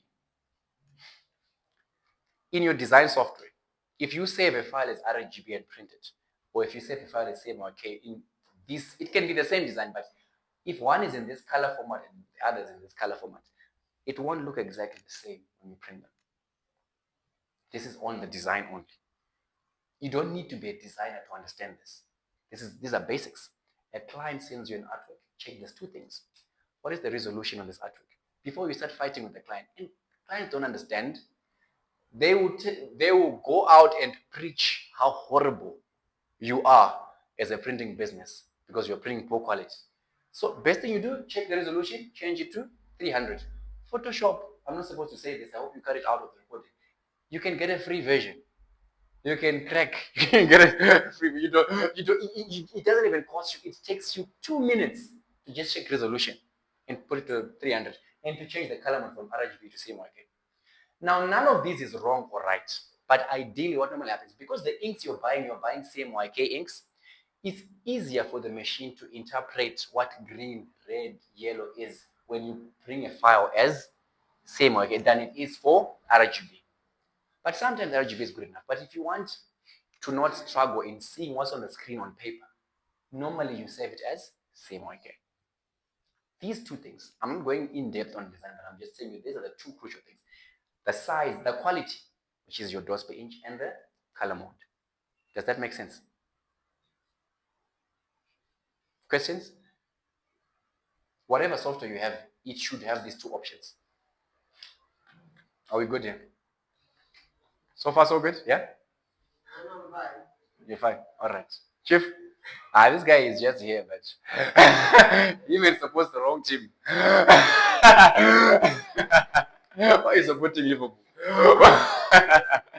No, okay. So we're almost done. Let's finish. So from design, we go to the next thing, which is called ripping. That's where we now come in. Ripping is basically the process where you convert your file. Sorry, one thing I forgot to mention here is the file type. You guys have heard of PDF, right? Just out of curiosity's sake, do you guys know what PDF means?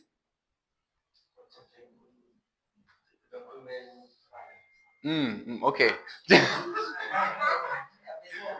Guys, there's no excuse for not knowing these things. These are very basic things. Okay, so you have PDF. What is, yeah, what about document format? Yeah, I believe that's it. Is that it? Right. It's fine. You can do business if you don't know the format. I'm just, you have file formats called TIFF. right? Ahead of this, you have JPEG, you have JPG, you have PNG, you have millions of file formats. All of this pours into ripping because from your design software, depending on the software you're using to print, the file format you save it as is important when ripping. Using a software like Flexi, ideally if you're using software like Flexi, it doesn't care. Whatever file format you bring it, it will open. For those of you who are using Maintop, you will find out that a lot of the times PDF is a struggle. A client will send you PDF. Sometimes it opens, sometimes it doesn't. Especially if it's cracked, it won't. You struggle with it. But even on Flexi, there are some industrial tricks which people don't know. A file format called a TIFF. If I take one picture and I save it as a TIFF, and I save the same picture as a PDF and as a JPEG, I'll find this. If the one I saved as a JPEG will take very little space. The one I saved as a PDF will take normal space. The one I saved as a TIFF will take a large amount of space, even if it's the same file, but the file format determines everything. So a TIFF file is normally the largest file format when you save. Normally when you print a TIFF file, you get the best quality. It's a cheat people use. So you have a poor quality image and you change to 300. Ideally, if you save it as a TIFF, you're going to get a very good quality when you print it. It's just a file format. And all you're doing is when you go to save as or export, you choose the file format, just click TIFF. It can actually enhance your printing massively. Okay, enough on that. Ripping is basic. Ripping is where you use your softwares like PS, that's Adobe Photoshop, AI, Adobe Illustrator, CorelDRAW, CD, the so-called Canva, not Canvas. People, I heard you say the Canva. Canva is canvas material. Canva is a software. It's fine. Two very different things. Yeah. But even when, sorry, I don't know why I mentioned Canva here. All of these are design softwares, my bad. I don't know why I'm mentioning them here. Here we're talking of Maintop, Flexi. I think there are about 3 which are key ones, and then there's the Rip Print. Right. These are the 3 main crucial ones. So there's Maintop, Flexi, and Rip Print. Those are the 3 main ones that people are using. So whatever file format you bring here, you bring it here. And ripping is now the process where it converts from all of this into a file format that your machine understands. Remember, your machine doesn't know native, JPEG, it doesn't care. All it knows is you're going to give it a file format called a .prn or .prt. That's all it knows. So ripping is that process for converting this. In ripping, that's where you determine your colors. That's where you, my brother, you were coming, you asked me about temperature and whatnot. It's all here. Ripping is where you choose your passes. Do you want 4 passes? Do you want 6 passes? Do you want 8 passes? Ripping is where the ICC profile comes in. I've changed my ink. Is my green actually green or it looks a bit blue? All of that is under ripping. That's when you go to Maintop, and Maintop has a few options to edit. If you guys want more information on this, if anyone of you has YouTube now, just go to our channel. There's a video where he said how to use Maintop. There's also another one, how to use Flexi, where you get in there and then YouTube show you how to play around with the color, because ripping will determine everything. Have you ever printed and it looks like there's a lot of ink on your print, like it looks like it wants to even run down? That's all in ripping. You can fix that in ripping. You don't fix that in design. You fix that in ripping. Or you print a machine, an artwork.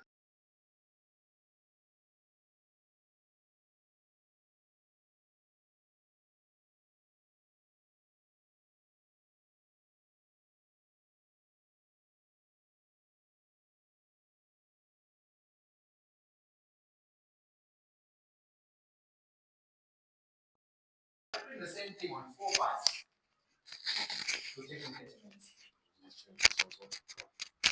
Same design, but different passes.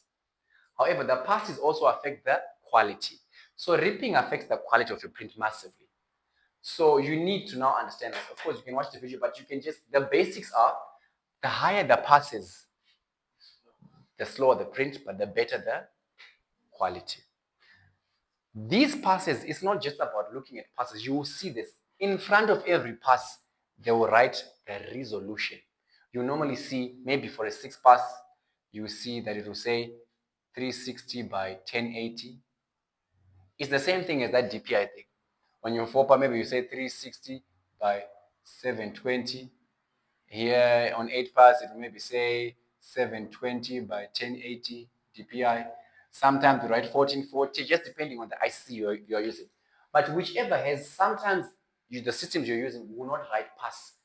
They will just write these resolutions in. Whichever has the highest resolution here will give you the best quality, but slower speed. Are you with me? So you are balancing between quality and speed. It's up to you. But I hope I'm clear. That's what ripping does. So however you rip your file, it will take less time to rip a file on 4-pass. However, and even it will take less time to print it, but my quality could be a bit, not as good. But sometimes it's good enough. The funny thing about quality is the bigger the print, the less it matters about quality. The smaller the print, or if it has tiny text, then quality starts becoming a big deal. Yeah. That's ripping. Any questions here? My guy? Don't worry about temperature. This is where you get your colors. Sisonke, all of them, you get them here. So for me to actually assist you thoroughly, I would need to know which software you are using for ripping. So when you get home, just take a picture, like this is the software I'm using.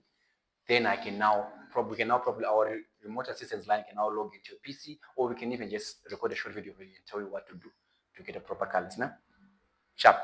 Okay. Now from ripping, of course, the last thing is printing. Printing is simply, depending on the software you're using. For some of you, if you're using Flexi, all you do is press send. And the machine, do you notice what it does when you press send? It first loads that bar. It says ripping. Only after it's done ripping, then it sends as the printer. Now there are two ways of sending a job. You can send it from the ripping software, or for those of you who use Mentor, you will notice that you can, instead of pressing OK to print, you press print to file. Have you ever used that method? So print to file will now rip that file and it will save it in a folder. And then you go to another software called the control software or alignment tool. You press test page, and now you're selecting the PRN or the ripped file. You select that, then it starts printing. That's it. And that's the whole flow process of printing. Your color and how the output comes on paper, the amount of ink, the vibrancy of that is determined in ripping. Don't worry about temperature. Don't worry about that. The speed of the print is also determined under ripping. The quality of the detail, all of that, also design is the key thing. But apart from these, what questions do we have so far? We're good? We're tired, no? Yeah. Okay. Maybe it's more of an advice from your experience. Yeah. Is it more cost effective to run using the Chinese printers instead of the European? There we go. Chinese printers. So your Epson. Yeah, no, I'm with you. I'm with you. I have. Let me put that here. Let's make it make sense. So you have. Let people understand what Chinese machines are, so they understand. So you have what you call Jap American machines. Then you have Chinese. I'm sure India is coming into the picture very soon. A key thing to understand here is the most important thing on a printer is the print head. Are you with me? Let's start there. Imagine this. On a car, key thing is engine. Everything else is functionality, right? I can have lights inside. I can have a push to start. I can have seats which massage me, sure. But the key thing is the engine, right? The printhead is the engine. Epson printheads are Japanese made. So even if I have a Chinese printer, and what are the machines? Jap American machines, you're looking at Mimaki, right? You have Roland. You have your Epson, of course. I'm talking about the printer, not the head. You have so many other types of. The one you have is it's what? Oh, Oki. OKEY. Okay. I've never seen that one, but okay, cool. No, as in OKI. Oh, OKI. Ayush. Okay, yeah, that sounds Japanese actually. Okay, all right. So there are plenty here. There's Muto. There's so many, and then you have the Chinese machines, right? Where you have your. The funny part about Chinese is a lot of people define them wrong. So you hear people say you have AM, and then they'll say you have Graph King GK. Then they'll say you have Mimaj. Then they'll say you have Yingay. What do you guys have here? And then, huh? Then they say you have local. Yeah, Titan Jet is also Chinese. Say you have local, TJ, all of these brands here. So you guys are using Titan. Okay. That's why you are using the. That's why you have the 6 colors. Is that TX800 head? Nah? Yeah. You sir. If you guys ever noticed that in those bottles, if you really, I just want you to do this when you go home. Take the light magenta and the magenta, pour them on a white surface, and tell me if you can see the difference. Just try that. The last time we tried that on sublimation, it was the very same ink, just put in different bottles.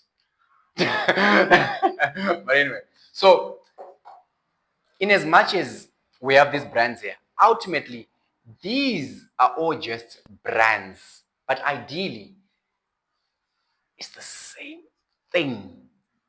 What determines the difference here is the print head you're using and the control system. Right. Your question is it more costly to use this or that? I'm sorry for going around in circles, but I just wanted you people to be on the same page. I believe it's a lot more costly to run here on the American side. I'll tell you why. An XP600 printed, which I can use on any of these machines. 6.5, right? Original, new. For the same quality and even almost same speed, a Mimaki or rolled with DX4 printheads, which are going for maybe 11,000 a piece. And I have 2 or 3 of them on one machine. Already on service, I'm paying a lot. I'm talking about, if you ever try to book a call out from the Oki guys, it's costly. Even if any one of you has ever used Rolando Mimaki, if you want to book a call out, a technician, or TJ, let's have Titan Jet. If you guys try to book a call out from them, yeah, but just get a quotation. You tell me. You told me. And number 2, they take about 2 months to come out. And you don't want that downtime. Now, number 1 thing is the parts on your machine determine the expense of it when you're running it. Anyone who has a machine with a head that goes for 6,000, of course, that guy can always afford to buy spares. The cap 480, stuff like that. A cap station for a Mimaki, you're looking at about 3,000. So already I can the things that I need to service my machine are getting a bit more expensive. Before I even go there, let's buy the machine. A 1.6 meter Roland Mimaki or Epson. I'm north of 200,000. Here, I'm looking at from 55,000. Strange, I thought the Roland is a Ferrari of machines. It is. It very much is. And it's very good that you mentioned that. Ferrari, Lamborghini. If you want to drive to the Northwest today, are you going to drive in a Ferrari? First of all, how much fuel are you going to put? Right? Good. If anyone wants to have ever owned a supercar or even a Range Rover, after 50,000 kilometers, that car starts giving you problems. Whereas if you have a Hyundai, my man, I'm on 340,000 Ks now. I've never changed. Even the timing changed. And it's moving. And I get from A to B. So again, surely this is your Range Rover, Mercedes-Benz range. These are your Korean Max. Yeah, these are your Toyotas and your your Hondas.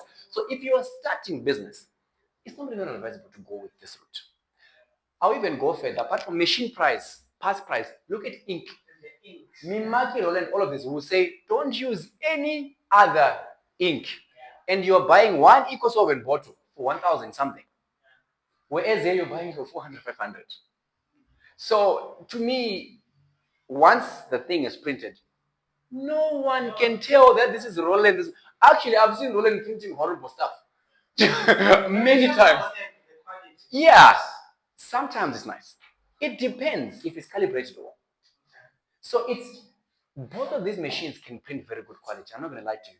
On paper, they look the same. I assure you, most of the billboards you're seeing here are not even printed by Roland or Mimaki. Some of them, most of them, is Chinese. You see them out there. And the whole point is just understand this. What printhead are you using? And what ink are you using? You're buying your 3A ink on 3A vinyl using an i3200 printhead with a machine you got for 78,000. A guy with a Roland that has 10 heads, he bought for 300 and 400,000 rands. He has nothing on you. You come and tell you whatever he wants, but deep down inside he's suffering. Because he's spending more than 10,000 a month on ink alone. Just for me, from our experience when we set these machines, we've seen these ones to be a lot cheaper to run. And it doesn't, the expense here doesn't justify the quality. That's where I now get to. It doesn't justify the quality. You're still, this guy will still print out the same thing that this guy is printing out. That's why if we have a video that we actually converted a Titan jet to a Chinese XP6 to an XP600 printer, where we also do that. We convert some of, because someone will come and say, look, I want to sell my Roland, and who is going to buy a machine that you bought for 400,000, and you want to sell it and it's not working? A head on that machine is going for 40,000. No one wants to buy it. So I'm not saying don't, but I'm saying if you're starting, if you're still building, this is your guy. Yes, these are your Lamborghinis and them, but let's be feasible here. No one drives a Lamborghini to work. You hear that guy who had 4 of them. No, like you don't want to be in traffic. You hit a pothole now, the fender is costing you 10,000 to fix. Doesn't make sense. The ink alone here, the price for the ink, So you can't do the 60 you can't. Exactly. That's what I mean. Yeah. But your market doesn't care. Because the guy has no idea whether you're running a Roland or Moot or Mimaki. The guy will just say, look, my children have a part. I have 200 rand for a bun. When are you going to tell him, no, but I'm using an Epson, it has 8 heads. Who cares? Who cares? Yeah. But yeah, I hope I've answered that. Yeah. But I'm not saying sell it. I'm just saying understand. We've had clients who we've converted. They had Roland machines, just that we've converted their tanks, their inking system to the Chinese system. I mean, to Chinese inks. But it has to be a system without sensors and cartridges. If it's a system that uses cartridges, then it won't allow you to refill. So yeah. Anyone else? Questions so far? We're good? Neo just wants to go back to Pretoria. But that's it. From here, we're just gonna, for those who want to remain, we just for like 10 minutes, we're gonna do a practical on a working machine, just for people to understand a few more things. But pretty much that's it. If no one has a question, that's cool, yeah? Mm-hmm.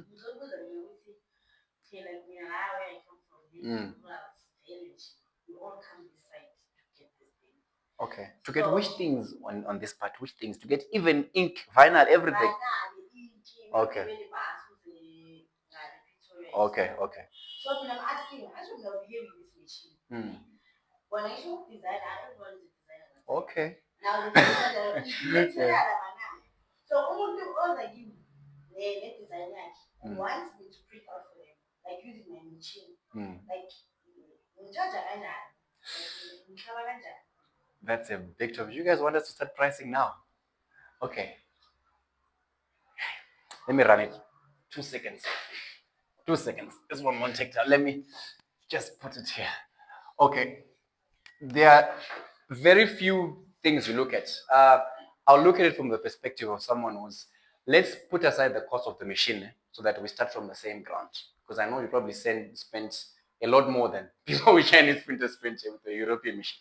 But look, you have ink, which is the least of your costs when you're printing, right? I'm talking about inputs here. You have ink. Apart from ink, let's go to the next thing. You have material. The cost starts getting a bit higher. What else do you factor in when you're doing your pricing? Ink, material. Yes, these are all. So let's start with that. I said time. Now. So on time, you just let's sum it up in labor, right? Whether you're running on your own or you have people you're paying, either you're paying the people to do it for their time, or your own time is important, right? That's on you. How much do you value your time? Yeah, it's some of you guys will wake up and run for 3 hours and not even affect that in your pricing. It's cool. You could have been using that time to go and get a job and get something, but because you're putting it into making the saw, you have to factor that. So let's call it labor. Okay, and then after labor, what's another key thing? You have utilities, electricity, or rent. Depending on some, maybe it's at home, cool. But if you're using rent and all of that, it's a key thing. So utilities. Apart from this, these are the key things. There are other things, but let me just touch the base so that we don't waste too much time. Because I think we've gone way past what we want to. You look at this thing called square meterage. Square meterage simply means a square meter. If you're using a software like Flexi, very easy software. Flexi allows you to estimate how much ink you are using before you print. Do you know that? Well, now you know. But if you don't have Flexi, let me address the room here. Let's look at it this way. How much am I buying my ink per liter? 570. Anyone else? UV ink? Yes. Per liter. 500. Oh! Goodness. 500. Sorry, I mean 500 knows 1900 equals solvent ink. You are not in business, man. You are not in business. So that machine. All right, fine. So first thing we look at is ink price, right? So I'll give you ink price per liter. Ink price per liter here, you're looking at 500. I want to find someone's number to work with. So because she asked, when now you put your price in your mind here, if you want a pen and paper, use 570, right? So let's say you're spending 600 per liter. And then material. I'll come to this last because you said someone provided their own material. Labor. How much are you paying yourself? I take it you're the only one who's running it. How much are you paying yourself at the end of the month? Hey. Ha. What was I 5,000 a month. No, that's okay. I'm just okay. So let me actually show you how much you're paying yourself.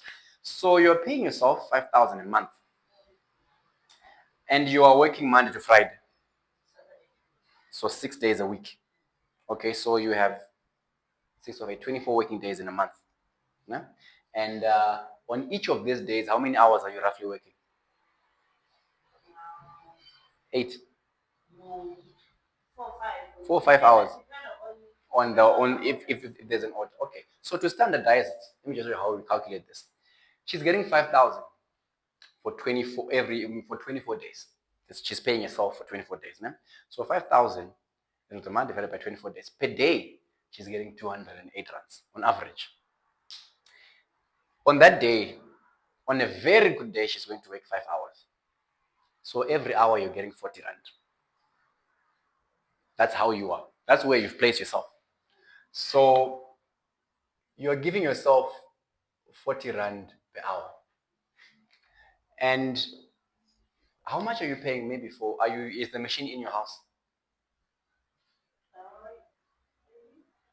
Oh, she's okay. Let's say you're paying rent. Or the machine is not there, it's not, it's 2.1. okay. And then I spend roughly 500 for Okay. So utilities, I'll look at electricity and rental. Normally print shops, you're paying what, 5,000 a month? Less, give or take. What are you guys paying for rent? 4,000. Okay. You guys are probably paying a lot more. Yeah, depending. So let me standardize it. Let me come to I always off estimate. Let's say we have that shop. We're running, the thing is we're paying for every single hour when we're in a shop because we are owning it for that whole month. Né? So we're saying a month is 30 days. In each of these days, I have 24 hours, right? So I have 720 hours in a month and I am paying 5,000. Let's say I'm paying 5,000 for electricity, water, everything there, the cleaner. And then I'm going to divide that by 720. So which means I'm using 7 rand per hour. Hour, 600 per liter, and then material, good, we're good. Let's conclude here. So what I'm saying is, I'm not giving you the price to put, I'm giving you how to think about this. Your machine, depending on the printhead, this is where it now determines. You see this one, 8 to 16 square meters an hour. I want to look at how many squares can I print in 1 hour. That's how I determine my price because I then charge per square meter. So how much time does it take me to print a square meter? Does that make sense? That's where I'm coming in. So what I'm now saying is this. With an XP600 head, right? For me to print a square meter normally, I wrote that down. I wish I could put it here. Let me see. It's about, hold on, let me just check where it is. XP600 head. 1 second, guys.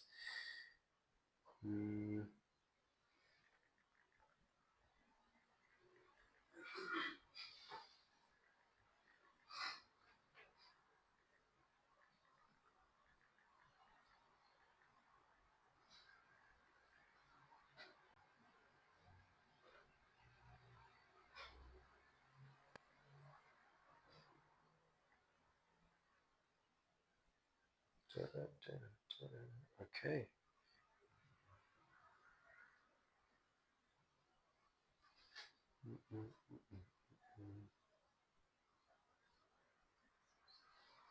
Okay, so with this one, I was looking at about 0.05. So what's 0.05 in milliliters?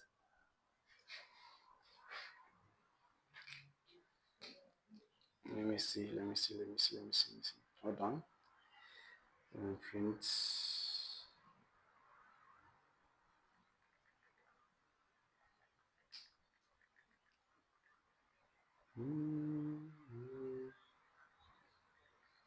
And okay, that's why we need the whole workshop just for this alone because one day I won't cater for it. All right.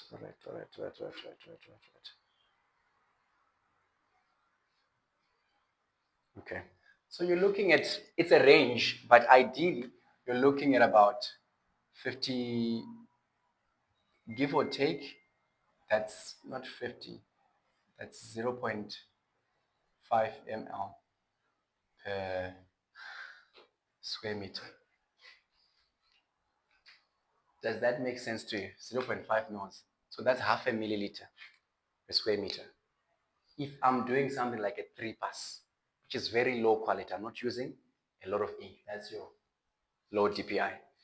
If I'm now running at heavy, the most I can do when it's printing a lot of ink, it's about a milliliter per square meter, ideally.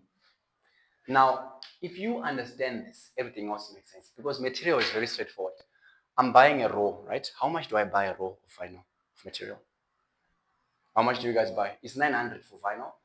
Wallpaper, this one is about 1,500 for 50 meters. Whatever amount I'm buying for, you simply say 50 meter. I think rolls are normally 50 meters by 1.3, yeah?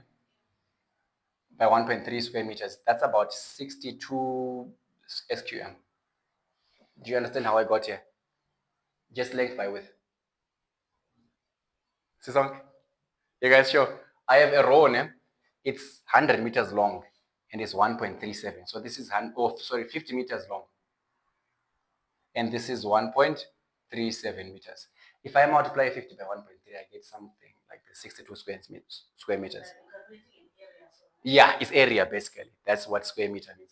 Now, I'm saying per square meter, I'm now saying if I'm paying 1,000, let's say, rough, I don't know how much you guys are paying to buy your material. But if I'm paying 1,500, I'm now dividing it by 62 so that I can understand how much I'm paying for each square meter.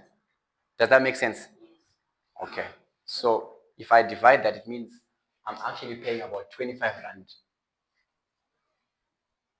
25 rand per square meter. So your question is, someone comes with their own material. All I'm simply doing is, sorry, design. I thought you said their own material. No, they bring that design, green and use and then the material and everything, yeah. Oh. We're even wasting our time. If they come with their own design, then just your labor is where the design comes in. So you're simply taking out this cost. Ideally, look, we'll do the calculations. I'm happy to. I think let me just make a full video on this that you see it. But if we do all the calculations, then you'll find out that per square meter, actual costing, whatever ink you're using, you're normally almost always never going to go beyond 28 rand a square meter. These are the calculations which normally done. 28 rand a square meter normally is enough to cater for your costs if you're doing vinyl. Sorry. You know what other you use the this Microsoft Excel. Yeah. Exactly. You just put the dimensions. The dimensions. So everybody who comes with the You just enter the, and then it calculates. and calculate for you. That's the reason I'm saying. Always the price They're somewhat a good estimate. That's the calculator we made. So we realize people don't know how to make. So we've made that calculator already. But on that calculator now, what people don't factor is the type of head you're using. So on that calculator, we've now put to say you select your print head so that you can actually know how much you are using thoroughly, accurately, in a sense. But however, all I'm saying is it's a range between 28 to 40 rand, right? A square meter is normally your input cost. So whatever else you are charging, after this, you have broken even. But that now depends on all of these costs. How much are you buying your ink? Because no, there's of course, because look now, here I'm estimating on 1 year vinyl, just basic things. It's not like I'm paying. This guy is paying 1,900 for ink. 500. There's coming to think of it, it seems like the way it shows the ink is different from this one. From these ones. Yeah. Okay. Because I remember I printed about 12 reports, 12 by 3. Using one set of ink. Yeah. That's actually normal. Yeah, that can happen. Certainly. 12 billboards, you can do that with these ones. Instead of remaining with ink, so I'm just thinking, comparing it with sublimation, the way it goes. Sublimation modes, eh? Yeah. Well, because sublimation is full color, it's unlikely that billboards normally you're printing them with full color. Normally it's words and there's a lot of white space. But sometimes, mostly with sublimation, normally you're coloring the whole thing. So because it's spraying a lot more ink. But also, that's where your passes come in, your 4 pass, 6 pass. Remember, the guy who's using the 6 pass and is spraying a lot of ink is spending twice the ink as the guy who's using the 3 pass. So things like that are things to factor in.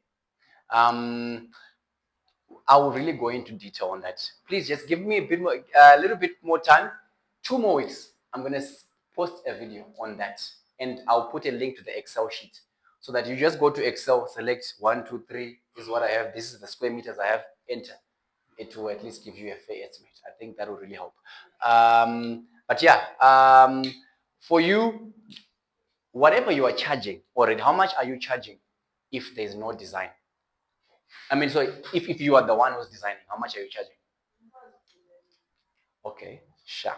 But how much are you charging, man?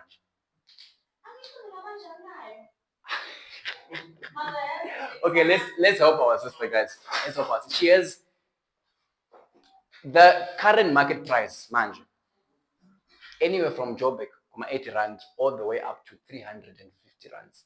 If you go to the north, Randburg, the north there, they charge a lot more. So the safe space normally people are going between 150 and 250. I think a square meter, that's the normal rate. Whatever material is normally between 150 and 250. Depending on where you are, how does your market look? Does your market look like it can afford for you to go above 200? It can afford, no? Then really use that advantage.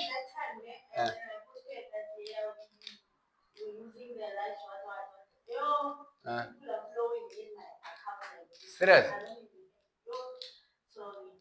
No, so you're fine. So I think, look, best thing to do is anyway, if you're charging anywhere above 100 rand, you are really breaking even in this industry.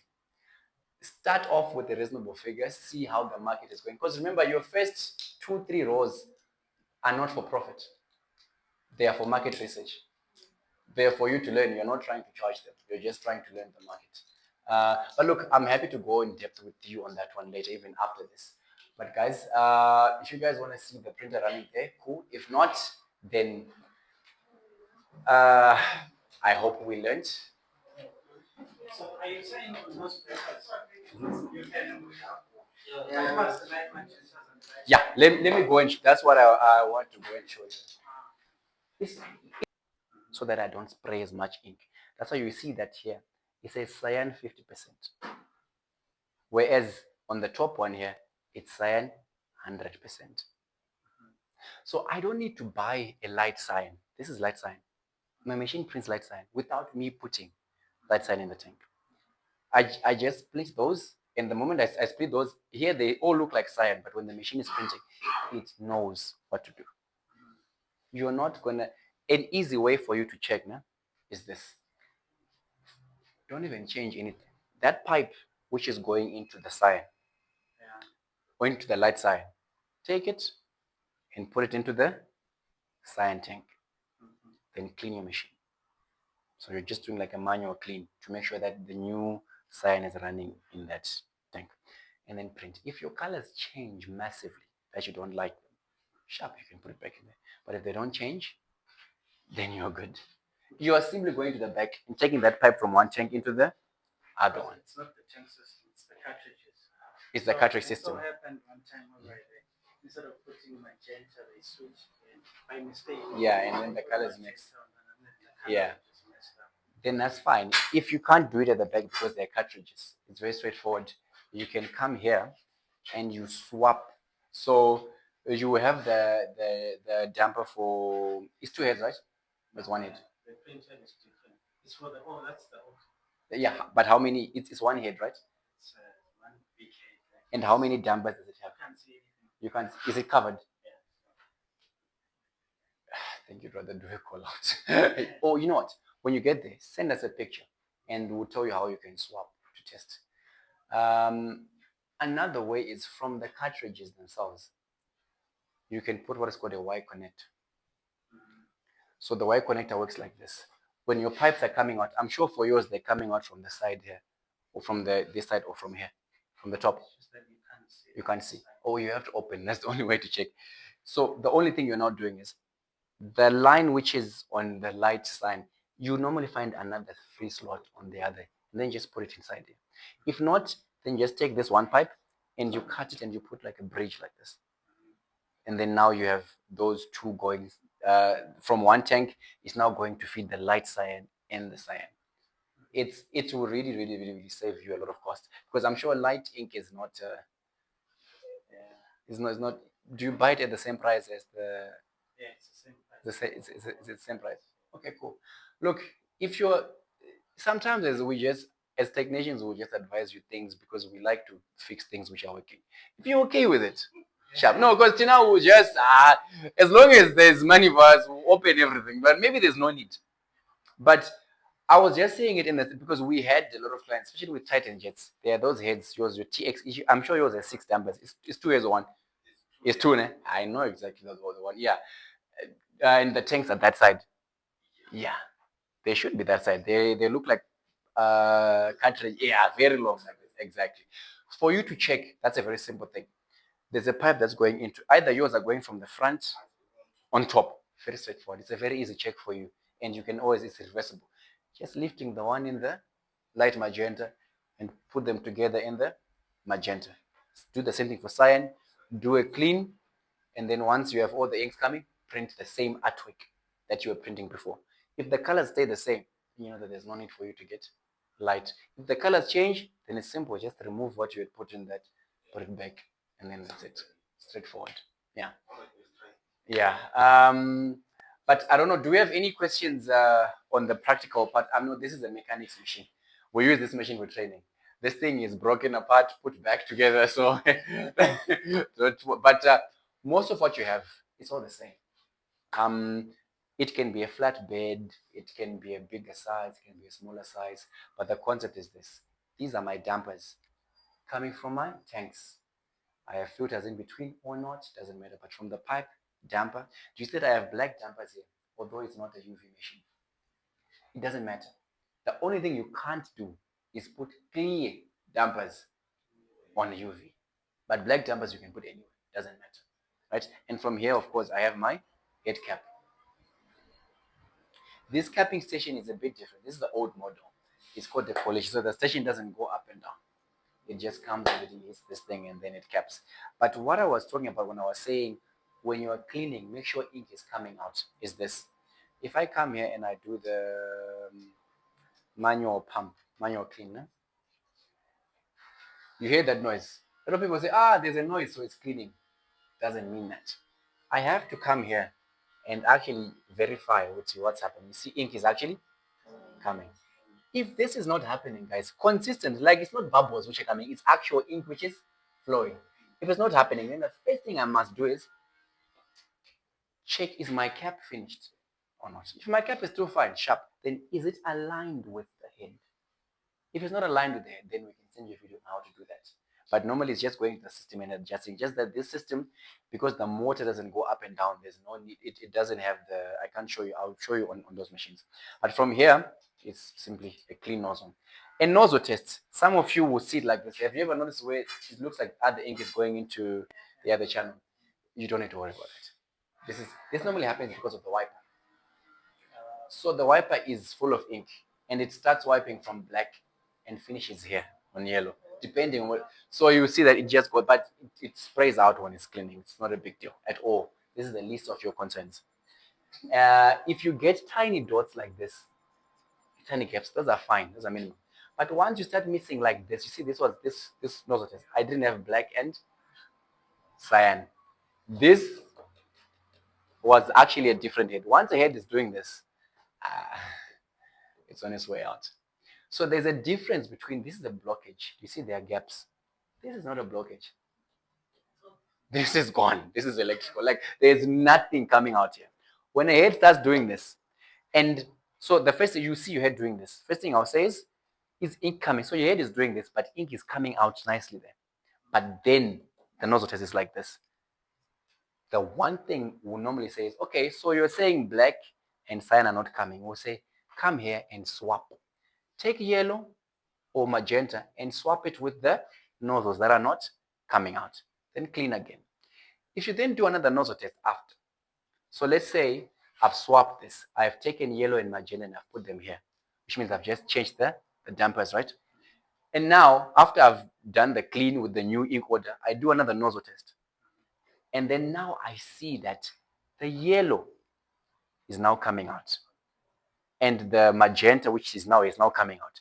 But the same blue and black, cyan and black are not coming out here. The problem is not my head. No, it didn't make sense. Let's be practical. Here's what I mean. Do you see I have cyan, black, magenta, cyan, black, cyan, magenta, yellow, right? That's my order here. But before I had the good nozzle test, I had this. And black and cyan were not coming out. So the first thing I'm doing is, you are calling support and you're saying, guys, nothing is coming out. I don't have a full nozzle test. First thing we'll say is, check if ink is coming out. So you've checked, ink is actually flowing. So it's not a blockage. The cap is perfectly working, things are cleaning. But it's still looking like this. First thing we'll say is, we want to figure out whether the problem is on the head or it's on the dampers. So the first thing we'll tell you is swap. So when I say swap, I just simply mean this. You just take your black right? Even all of them, I can take them out like this. It's not even rocket science. It's very easy. Just take these and then you swap them. I'll do this. I'll put a new ink order here. I'll have yellow at the beginning. I can, if it's just one color, I can just change that. I don't have to change all of them. I'm just doing this to show the concept to you. Magenta, magenta, right? And then this is the same thing that you would do if you were to do this. Maybe you're testing that thing we talked about. Yeah, that thing we talked about of testing the light cyan and light magenta. If you don't want to do it from the tank side, you can do it from the head side here, right? So you see what I've done? I've changed the arrangement of my dampers. Let's say it was just black and yellow. I could have simply just swapped black and yellow, simple. I'm just doing this so that you will see the actual difference. So from here, I've changed, but now I need the new ink to run in the head. So I'm going to do a manual clean to make sure that the new ink now runs inside the head. And when I do my manual clean, always important, I'm checking to see, is my ink actually coming? Do you see here? There are bubbles. I don't want my ink to be coming like this. If it's coming like this, then it means something is not here. Because this one is a mechanics machine, if I just push it like this, I normally win. Let me see. You see now, nothing exact. This is normally what machines are doing. If you're getting this, that means it's not pumping. So how do I fix it? Or depending on the machine that you are using. For this station, I simply just push like this. There we go. And there we go. Now I have a smooth flow. See? Perfect flow. That's what I just want. For your machines, because it's not a station like this, all you're simply doing is you go into the system and you can lift your cap higher or lower or move it sideways. It's a system setting. It's very easy. There's literally a 3-minute video on it. You just go on your machine and follow that video. Maybe the cap is too much to the left or to the right, like you saw on that machine there, remember? That's all. But if it's actually at the center, but still not pulling, then the cap itself could be finished. All right. In extreme cases, you could find out that these pipes here are not properly inserted into the cap underneath. There's a few things that you could want to look out for. But of course, I know for you, some you're saying, we don't. It's nothing that complicated. But I'm just showing you how to diagnose a head. So that when you're calling a technician, you know what you're just saying, look, my head is gone. I need a head. Instead of some of this, because we'll come there and then we'll say it's your board. How are you going to deny? You don't know it's not your board. So at least if you've done something like this, this is protecting you from, people abusing. Yeah. So nozzle test now. Okay, look at this. Perfect. My blue is not perfect. Yeah, I'll fix it. But do you see the difference there? These three have come to this side, and these three have come to this side. So what I'm saying is, if my nozzle test was like this, and I swapped, and then this, you see, the first, I was not getting the first 3 nozzles. I was only getting 1, right? If these 3 start coming out, and the same cyan is not coming this side after swapping, then I know that the issue is not the head, because the head channel, which was not spraying, is now spraying on another color there. But then the damper which I've put there is still not spraying. Then I change either my damper, or sometimes there's no ink, it's empty. You'll be surprised how often that happens. People are complaining, they're fighting. Yes, there's no ink. There's no ink. So these are just basic things you do when you're diagnosing your head. But I think that was the main thing I just wanted to show you here. Maybe I can just show you a bit on main top, what would be crucial for you to understand.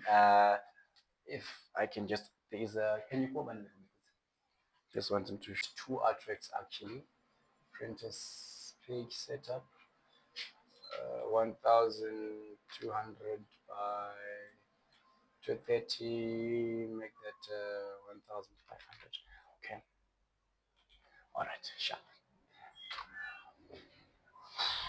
What did main top go for? Where's main top? I think it closed. Where is it? It's okay. All right. Who knows how to use main top? Do you guys want to do it instead? No? No one wants to try. Guys, so what are you benefiting if you don't try? What do you lose? Nothing. Come and try, guys. All right, sharp. I just want to show, even if you're using Flex, whatever software you're using, everything I'm saying here is also in that software. So I'm going to import a picture. I'll take I'll take picture number 1. I'll take this one. Let me import it. Yeah, let me start with this one. Color theory chart. Okay. Adjustment off. Right. Picture number 1. And I'll take another picture. How's another test? Is that much? Alright. Picture number 2. Oh, that's the wrong one. That's the one I want. Okay, cool. So I have my designs here. From what we talked about, do you guys remember what this stage of printing is called? We said large format printing is in 3 stages. Number one being design. So design, that's where you want your color mode and your resolution, right? And the file format. So this file we have here, do you see everything that's written here? It's a TIFF file. The dimensions are basically the resolution, just that this one is not in DPI. But if I want, I can check the DPI coming to properties, I think. Let me see if I can see the resolution here. Yeah, 300 DPI. My brother, are you with me? Do you see what I'm doing? I'm just checking my picture. I'm not, it's designed already. Yeah, when it comes to these ones, I know. You know, ne? Yeah. So 300 DPI now, do you get it? It makes sense? Yeah. Okay, so that's 300, that's my resolution, and my color mode was always same, okay? So I've brought in these 2 designs here. Now I want to rip to determine the quality. I'm going to print something that has a lot of ink so that you see the difference from the one that's already printed, which doesn't have too much ink. Can I ask, where do you change that DPI if it's not 300? If it's not 300, you can use any software that you use. What do you guys use to design? CorelDRAW. No, it's flexible. You don't have any other design software? Photoshop? Serious? Flexi doesn't change. Flexi is more a ripping software. You might need Photoshop. I think that would be the easiest way to change. Let me see if Flexi can change. I completely doubt it. Let me see. Editor. Yeah, Flexi most likely won't work. You might wanna, let me see, what are the softwares? I think Photoshop. I'll send you a copy, or I'll send it to what's his name? Actually, I'll send him maybe a copy of Photoshop. You can load it and you can download it so that you change it. And I'll send you an instruction on how to change it. But with Flexi, it's the same thing. File, you import your image, right? Whatever you want. These are very big images. That's probably why they're not opening easily, right?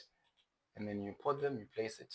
For those of you using Maintop, this experience of using Flexi, it's entirely different. This thing works a lot better.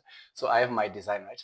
From here, what do I want? I want to print, right? So the next thing I do is, it keeps closing this thing. I'm so sorry, editor.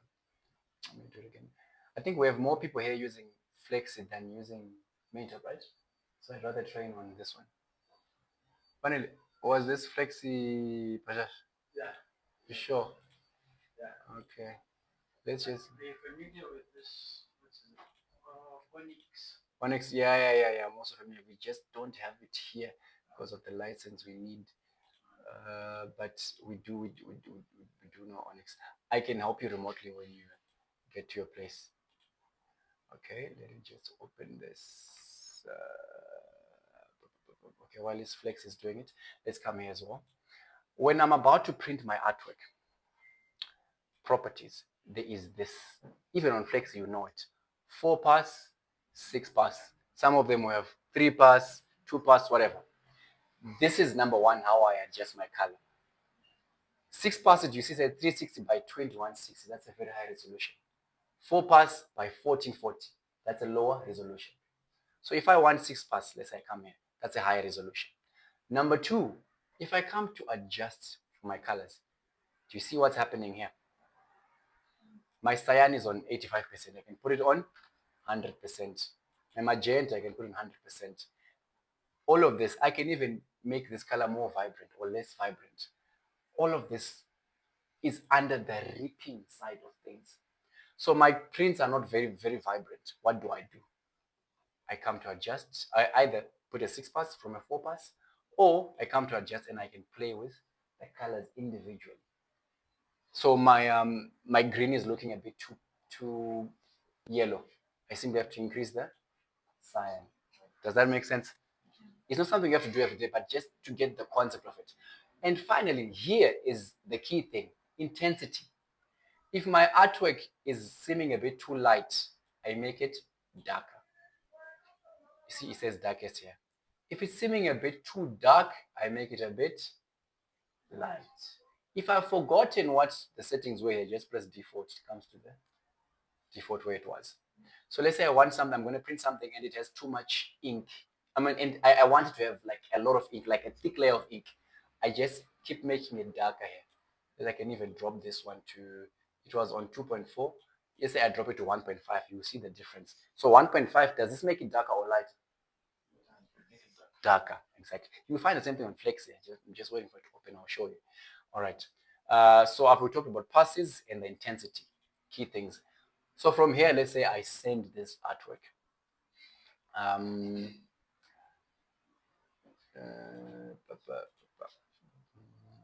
There we go. While it is printing, don't worry about it.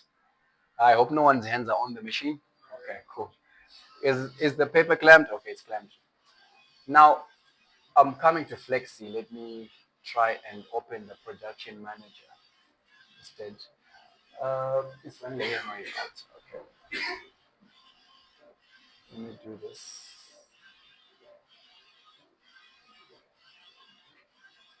Close Flexi. Okay. PM. There we go.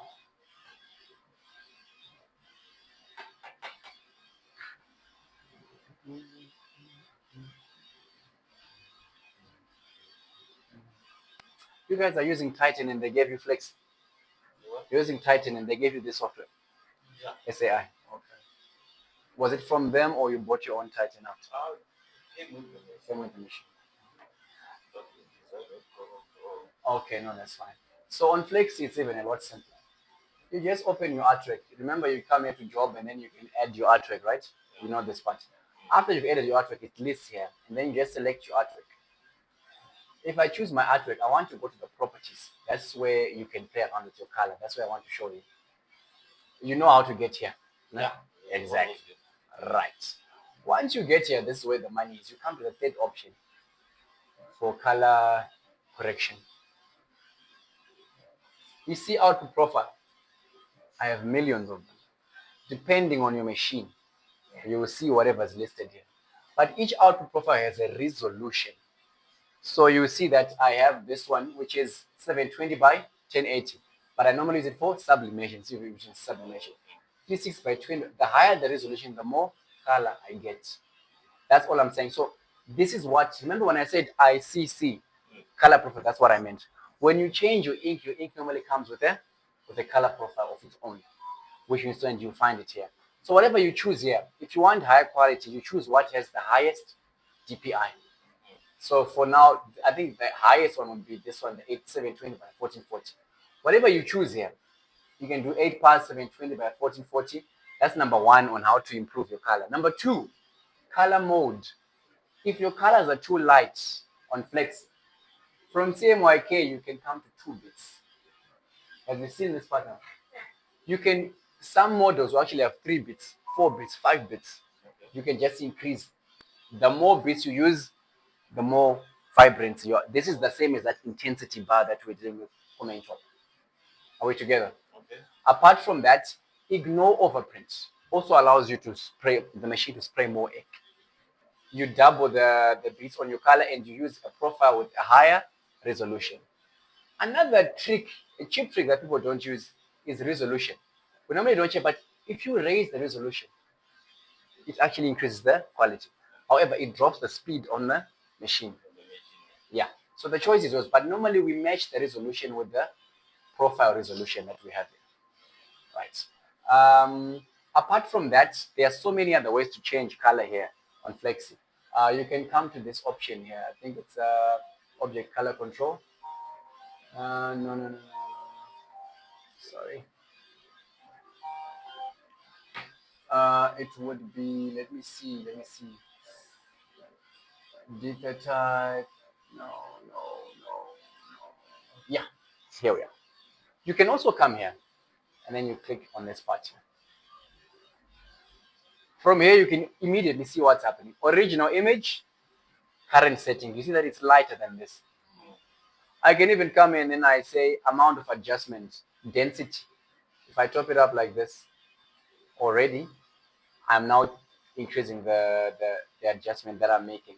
And then, do I want more green, more yellow, more red, more magenta, more blue, more cyan? You see? Or I can even come to this part. I can have it brighter. I can have it with more contrast, more vivid, stuff like this. And whatever I change, I'll be seeing the changes here. Those are the settings. A lot of people don't train you guys on this, but these are the things. And if ever I forget what the settings were, just press reset and it'll come back to the default that it was.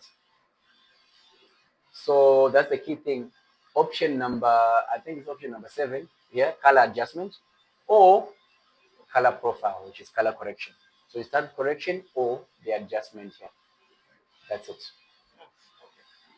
Guys, there's only so much we can do for free now. But yeah, this is my color. You guys understand what the post heater is for, right? To dry my print after it has printed. And yeah, that's pretty much it. If I feel like this is too much ink, I go on that intensity, remember? And then I make it lighter. If I have flexi, I just go on that setting and I make it lighter so that I can have, or just make it 4 parts. Or that same OIK, which has 2 bits, just make it same OIK. Then the color will be lighter. But that's the whole point. There really isn't much to this. But yeah. Are we good? That's it, guys. We're pretty much done for today. Sorry for taking too much of your time, but was this helpful? Yeah. Too much, no? All right, sharp. I'm sure, I think the next one will probably be for metal cutting. I don't know if it's about this, but we'll try and put more of this so that people can be more aware. But thank you, guys. Until next time. I think we understand better when we do this than the board. But the board is necessary so that you, yeah.